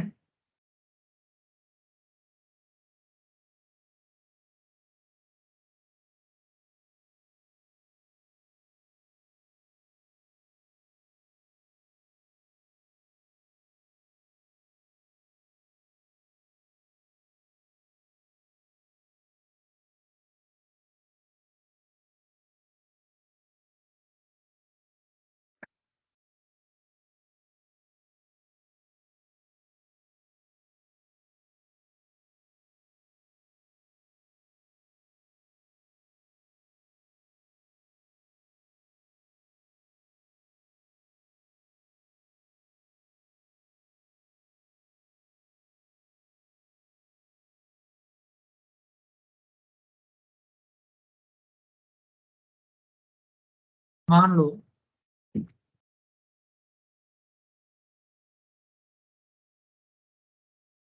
ये रूट ब्रिज है,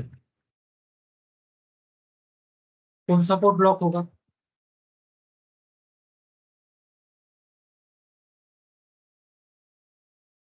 कौन से पोर्ट फॉरवर्डिंग होंगे? हाँ,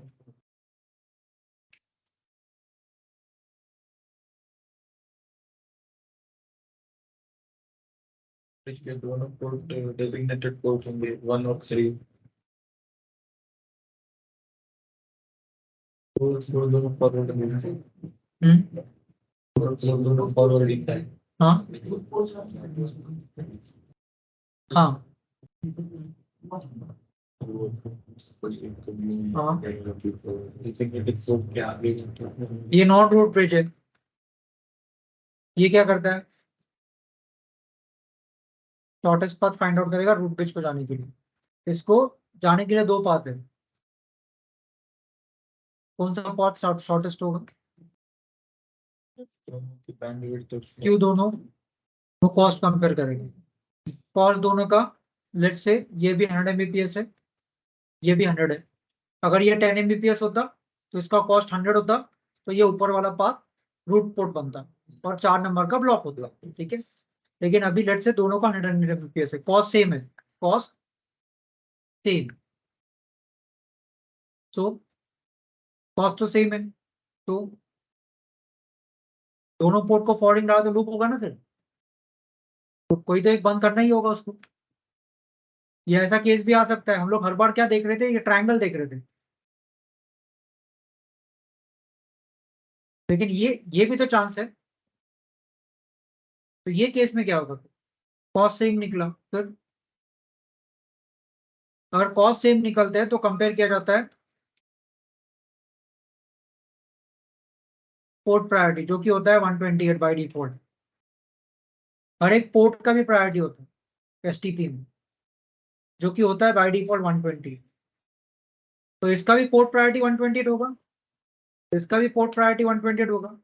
अगर तुम्हें चाहिए 2 नंबर पोर्ट फॉरवर्डिंग चाहिए, तो तुम लोग दो का पोर्ट प्रायोरिटी कम करो। एवरीथिंग लोअर इज बेटर ना, lower switch priority, lower MAC, lower cost, lower port priority. तो 2 नंबर का पोर्ट तुम्हें फॉरवर्डिंग चाहिए तो उसका प्रायोरिटी 128 से कम करो, 127 करो, ये जाएगा तुम्हारा 2 नंबर का पोर्ट फॉरवर्डिंग, ये जाएगा तुम्हारा ब्लॉकिंग।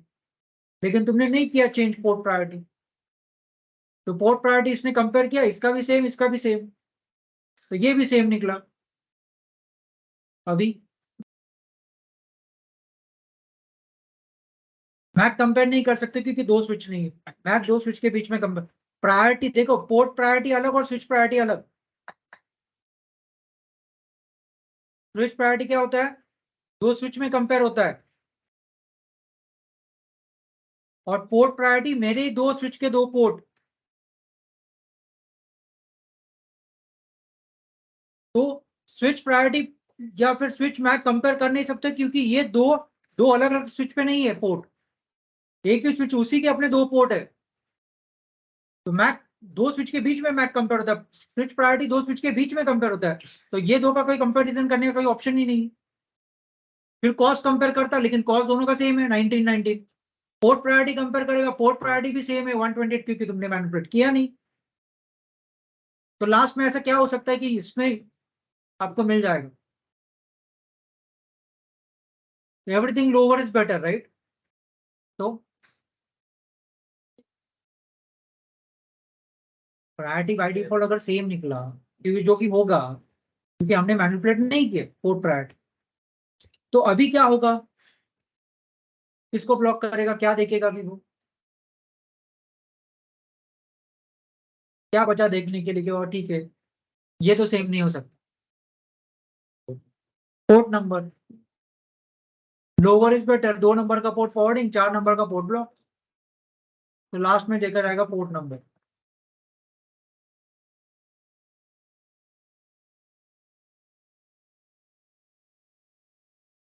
ठीक है, क्लियर है?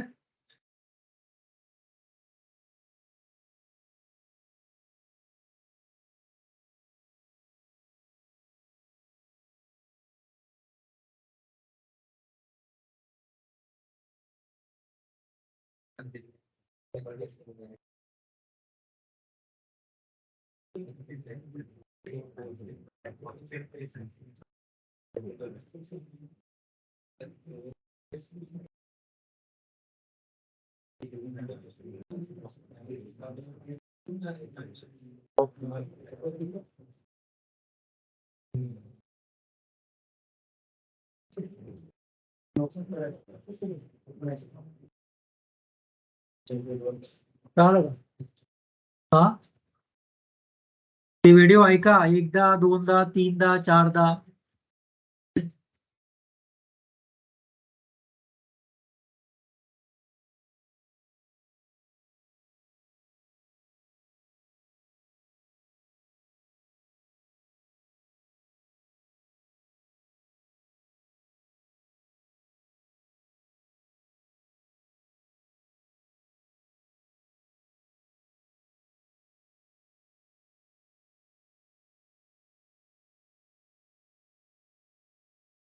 ठीक है, यहाँ पे बताओ, ये तुम्हारा रूट पेज है।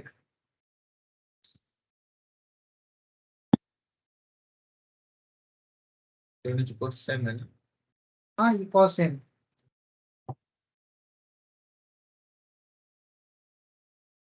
एट नंबर का ब्लॉक। तुम लोग बाय प्रोसेस नहीं जाते, डायरेक्ट तुम्हारे दिमाग में ये रहता है ब्लॉक कौन सा होगा। अरे प्रोसेस है उसका, ये रूट पेज इलेक्ट हुआ, उसके बाद क्या होगा, तो इसका फाइंड आउट करो, रूट पेज की जाने के लिए शॉर्टेस्ट पाथ कौन सा है। हाँ 4,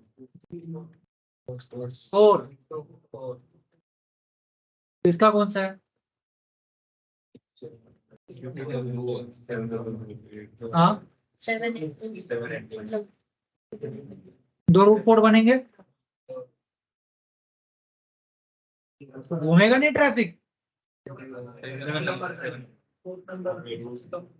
ये ब्लॉक हो जाए 8 number highest priority cost compare, cost compare क्या कॉस्ट सेम निकला, पोर्ट प्राइस कंपेयर किया वो सेम निकला, पोर्ट नंबर कंपेयर किया, ये पोर्ट लोअर, ये रूट पोर्ट, दूसरा वाला ये ब्लॉक हो जाएगा। और इसमें अभी वो दोनों का मैक कंपेयर करेगा। हाँ इसका मैक अगर मान लो ये सीसी है, ये बीबी है, तो 6 नंबर का तो ये ब्लॉक ऐसा होगा। ठीक है,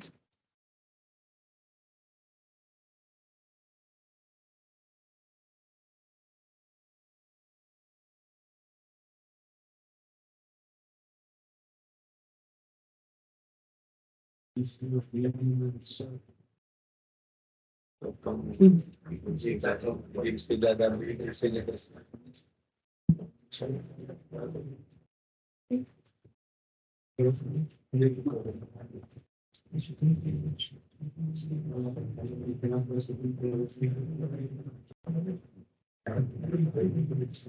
पीसी को आईपी देंगे 1.1, 1.2 और 1.3। 1.1 ये वाला, ऊपर वाला 1.2, नीचे वाला 1.3।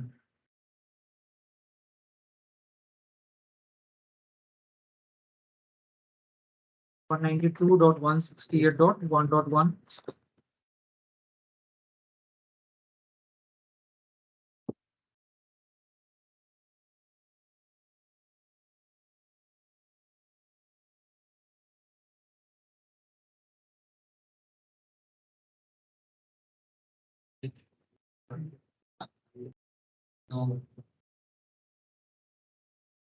ठीक है, अब यहाँ से पिंग करते हैं बाकियों को।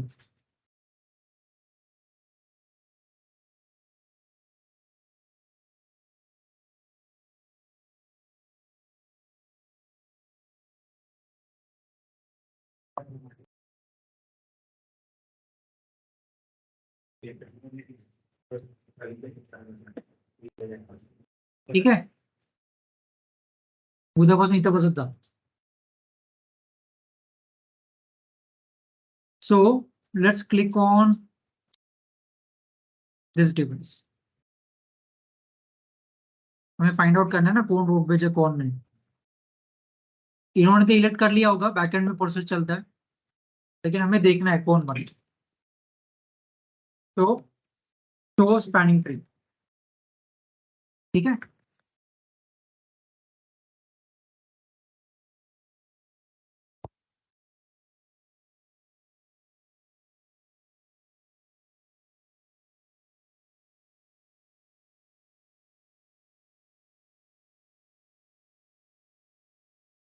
फिर एक काम करते हैं, स्विच पे कुछ वीलैन बनाते हैं।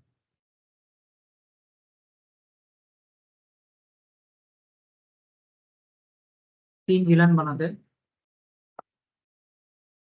वीलैन 2 name HR, VLAN 3 name IT। अब वो सर्वर ट्रांसपोर्ट वगैरह नहीं रखते, हम ही खुद ही बनाते हैं। इसे 3 स्विच और 2 वीलैन है।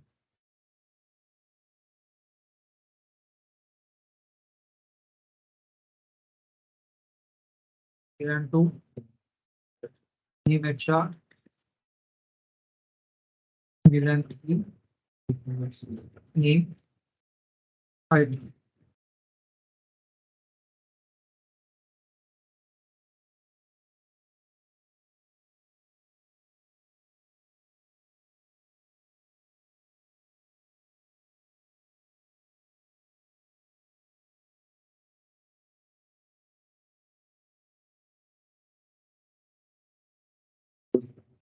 ठीक है, चलो तो let's click on this switch.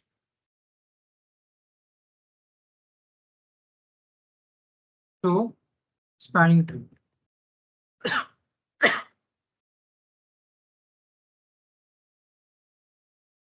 Now show span tree में क्या दिख रहा है, ऐसा कुछ दिखता है। ये हमने कमांड यहाँ पे टाइप किया, शो स्पैनिंग ट्री, इसमें ये ऐसा कुछ दिख रहा है। Now show span tree gives information about two things, root ID and bridge ID. root ID is information about the root bridge. मतलब हर एक स्विच पे जब तुम लोग शो स्पैन ट्री डालोगे आपको दो चीज दिखेगा, root ID, bridge ID. root ID is information about the root bridge and bridge ID is information about myself. तो ये क्या कह रहा है, रूट आईडी के आगे क्या बोल रहा है कि जो भी रूट ब्रिज होगा, whoever is the root bridge, he is having priority 32769। हमने क्या कहा था 32768, ठीक है। इसमें 1 ऐड हुआ है, क्यों ऐड हुआ, ये VLAN 1 है ना, तो VLAN 1 का नंबर उसमें ऐड होता है। अगर तुम लोग VLAN 2 है तो 32770 होगा, अगर VLAN 10 है तो 32778, ठीक है। देखो यहाँ पे कितना तो लिखा होगा, ये देखो सिस्टम एक्सटेंशन आईडी, मतलब priority by default is 32768 plus system extension ID 1 because VLAN 1। तो अगर VLAN 2 के लिए देखोगे तो यहाँ पे 32770, ठीक है। तो span tree, it says information about root bridge, it says whoever is the root bridge is having this priority। वो जो कोई भी है उसका ये मैक है, वो जो कोई भी है it takes cost of 19 to reach the root bridge। वो कह रहा है जो भी रूट ब्रिज है मुझे पता नहीं, लेकिन उसका मैक एड्रेस ये है और it is taking me cost of 19 to reach the root bridge. तो 19 मतलब ये भी 19 के डिस्टेंस पे है और ये भी 19 के डिस्टेंस पे है, तो दोनों में से कोई तो एक हो सकता है। तो ये क्या कह रहा है कि he is reachable via my 22 number port, इसका 22 नंबर पोर्ट ये है, तो मतलब यही होना चाहिए रूट ब्रिज। तो ऐसा दिख रहा है, तो ये इंफॉर्मेशन रहता है रूट ब्रिज के आगे, पूरा इंफॉर्मेशन रहता है रूट ब्रिज का प्रायोरिटी क्या है, रूट ब्रिज का मैक एड्रेस क्या है, what is the cost to reach the root bridge and via which port the root bridge is reachable. और फिर क्या, हेलो टाइम जो बीपीडी होगा 2 सेकंड का, मैक्स एज मतलब तुम्हारा ये जो तुम्हारा ब्लॉकिंग टू लिसनिंग है वो, फॉरवर्डिंग डिले मतलब listening to learning, learning to forwarding 15 second, slow कह रहा है कि 15 सेकंड। ब्रिज प्रायोरिटी मतलब क्या, इंफॉर्मेशन अबाउट माई सेल्फ, मेरा प्रायोरिटी है 32768, दिस इज माई मैक, और बाकी ये इंफॉर्मेशन कॉमन है तुम्हारा, और फिर ये अपने पोर्ट्स बता रहा है। इसका 23 नंबर पोर्ट जो पीसीओ कनेक्ट है वो तो कॉर्डिंग के रहेगा। 21 जो ऊपर वाले स्विच को है इज डेजिग्नेटेड, और 22 जो पोर्ट है वो रूट पोर्ट है, क्योंकि रूट पेज ये है, तो ये शॉर्टेस्ट पाथ प्रोवाइड कर रहा है, तो ये रूट पोर्ट बना। Cost 19, port number, port priority by default, और ये तुम्हारा पोर्ट नंबर। पहले ये कंपेयर करेगा, ये दोनों का सेम निकला तो फिर ये कंपेयर करेगा P2P point two Poynting.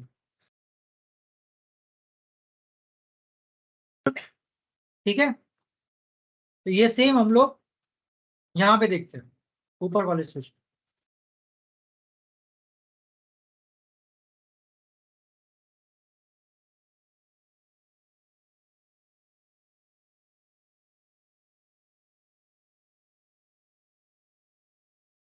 He says again root ID and bridge ID.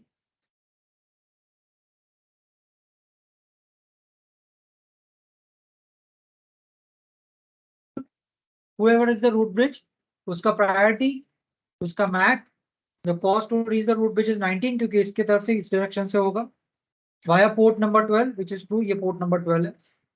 फिर ये अपना बता रहा है मेरा प्रायोरिटी क्या है, मेरा MAC क्या है, और फिर नीचे इसका एक पोर्ट ब्लॉक है, वो आ रहा है 14 नंबर का पोर्ट। ठीक है, और ये सेम चीज अगर तुम लोग यहाँ पे देखोगे, जो कि ये रूट ब्रिज है ना अभी,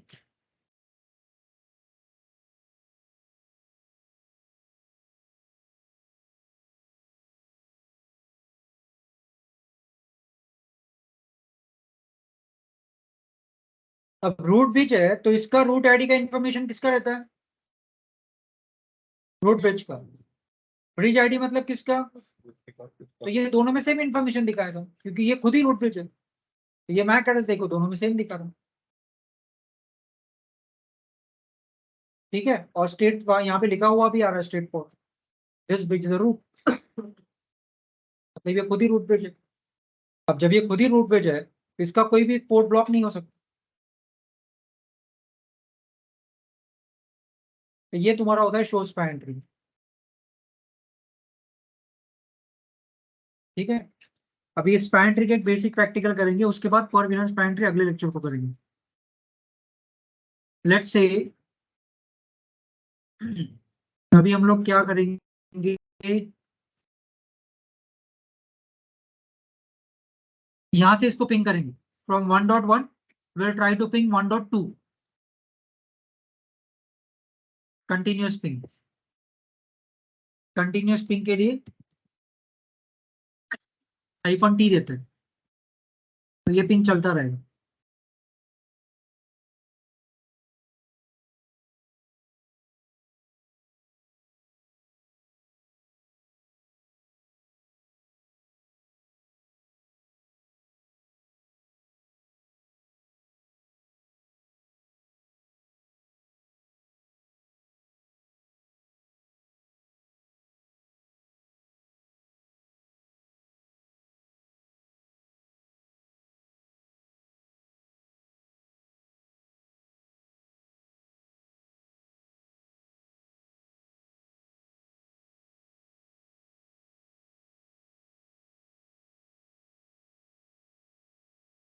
सो 1.1 वी आर कंटिन्यूअसली, ये 1.3 को पिंग किया गया, 1.2 ऊपर वाला सिस्टम है। ठीक है, हमने यहां से ट्रैफिक जनरेट किया है, who is trying to ping 1.2। ठीक है, अभी उसका ट्रैफिक कैसे जा रहा है,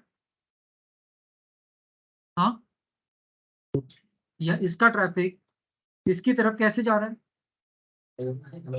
ये लिंक के थ्रू जा रहा है। ठीक है, ऐसा नहीं जा रहा, क्यों, क्योंकि ये पोर्ट है ना, यहाँ पे ये ब्लॉक है, ठीक है।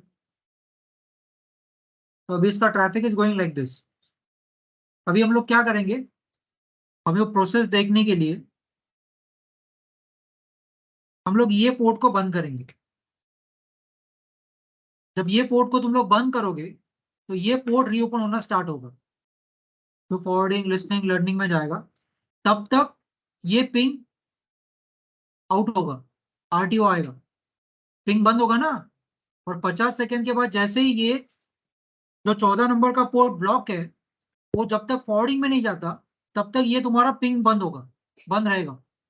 जैसे ही ये पोर्ट ये है ना तुम्हारा 12 को हम लोग बंद करेंगे, 14 का स्टेट देखेंगे, अभी ये ब्लॉक है। ये जैसे ही हमने 12 को बंद किया, अभी ट्रैफिक 12 पोर्ट के थ्रू जा रहा है। जैसे ही 12 पोर्ट को तुम लोग शट करोगे, ये 14 नंबर का पोर्ट जो ब्लॉक है ये प्रोसेस में आएगा, so will start to reopen.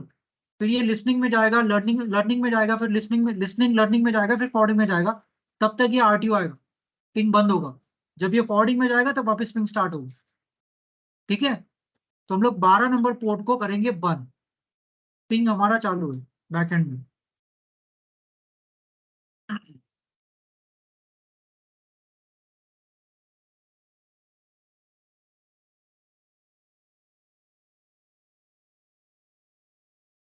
Config T interface F0/,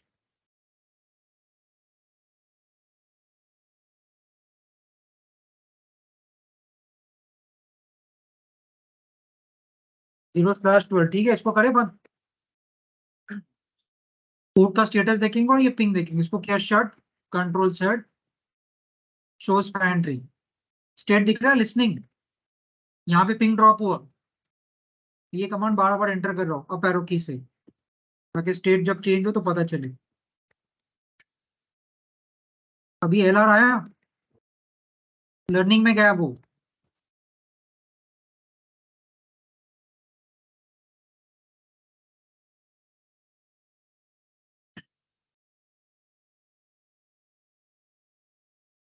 या फॉरवर्डिंग, तो यहाँ पे तुम्हारा वापस स्टार्ट हो।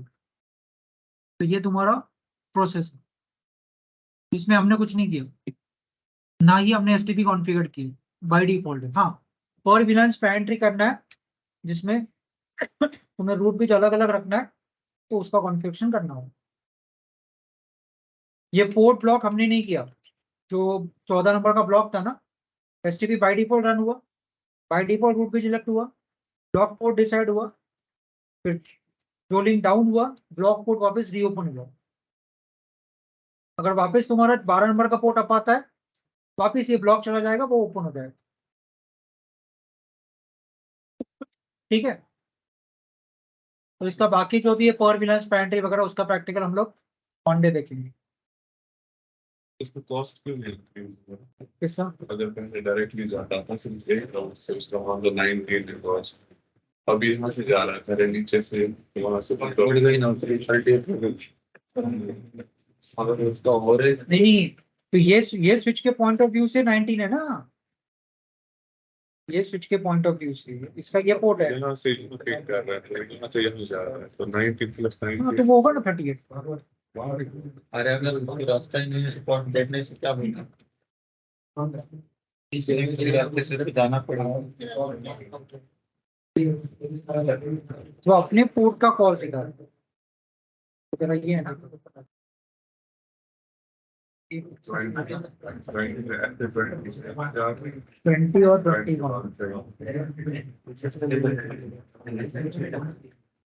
21 बंदे को नहीं दिखाएगा, 20 वो अपने पोर्ट को बता रहा, मेरे पोर्ट का कॉस्ट नहीं है।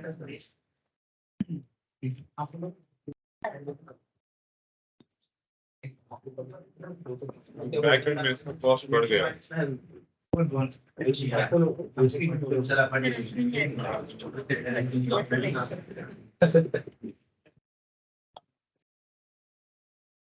अभ्यास करावं लागेल बरं का, पुढे अजून अवघड होत जाणार, जो मागे राहील तो मागे राहील।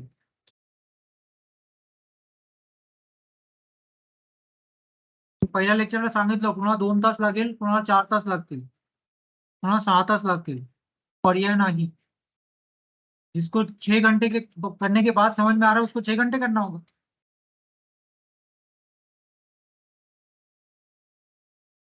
रोज सुनते हो वीडियो? नहीं। हाँ,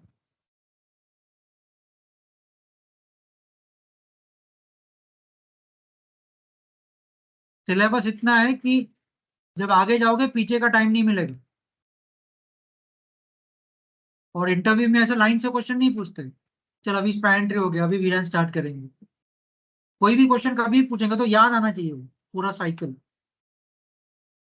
एकदम से वीलान का, एकदम से कोई राउटिंग प्रोटोकॉल के बारे में पूछा, राउट स्विच पे डायरेक्ट राउटर पे गए, फिर वो राउटिंग प्रोटोकॉल से डायरेक्ट दूसरे राउटिंग प्रोटोकॉल क्वेश्चन पूछा, वो सीक्वेंस नहीं पूछेगा। चलो ये टॉपिक का हो गया, अभी दूसरा टॉपिक। कुछ भी पूछ सकता है वो। तो इसके लिए तुम्हें सब कुछ, अभी टाइम है तो अभी कर सकते हो। अगर इंटरव्यू जब स्टार्ट होगा पूरा रिवाइज करने के लिए अपने खुद के नोट्स बनाओ, वीडियो सुनो, नोट्स बनाओ, और कुछ मिल रहा है और कुछ देखो। बुक्स में करता हूँ फॉरवर्ड, जो भी इसके रिलेटेड बुक्स है ना वो फॉरवर्ड करता हूँ मैं आज। तो 2 दिन है तुम्हारे, ठीक है। अगर पुरानी वीडियोस देखे नहीं है तो उसको भी रिवाइज करना। ऐसे रहेंगे बहुत सारे लोग, देखा ही नहीं होगा अभी तक।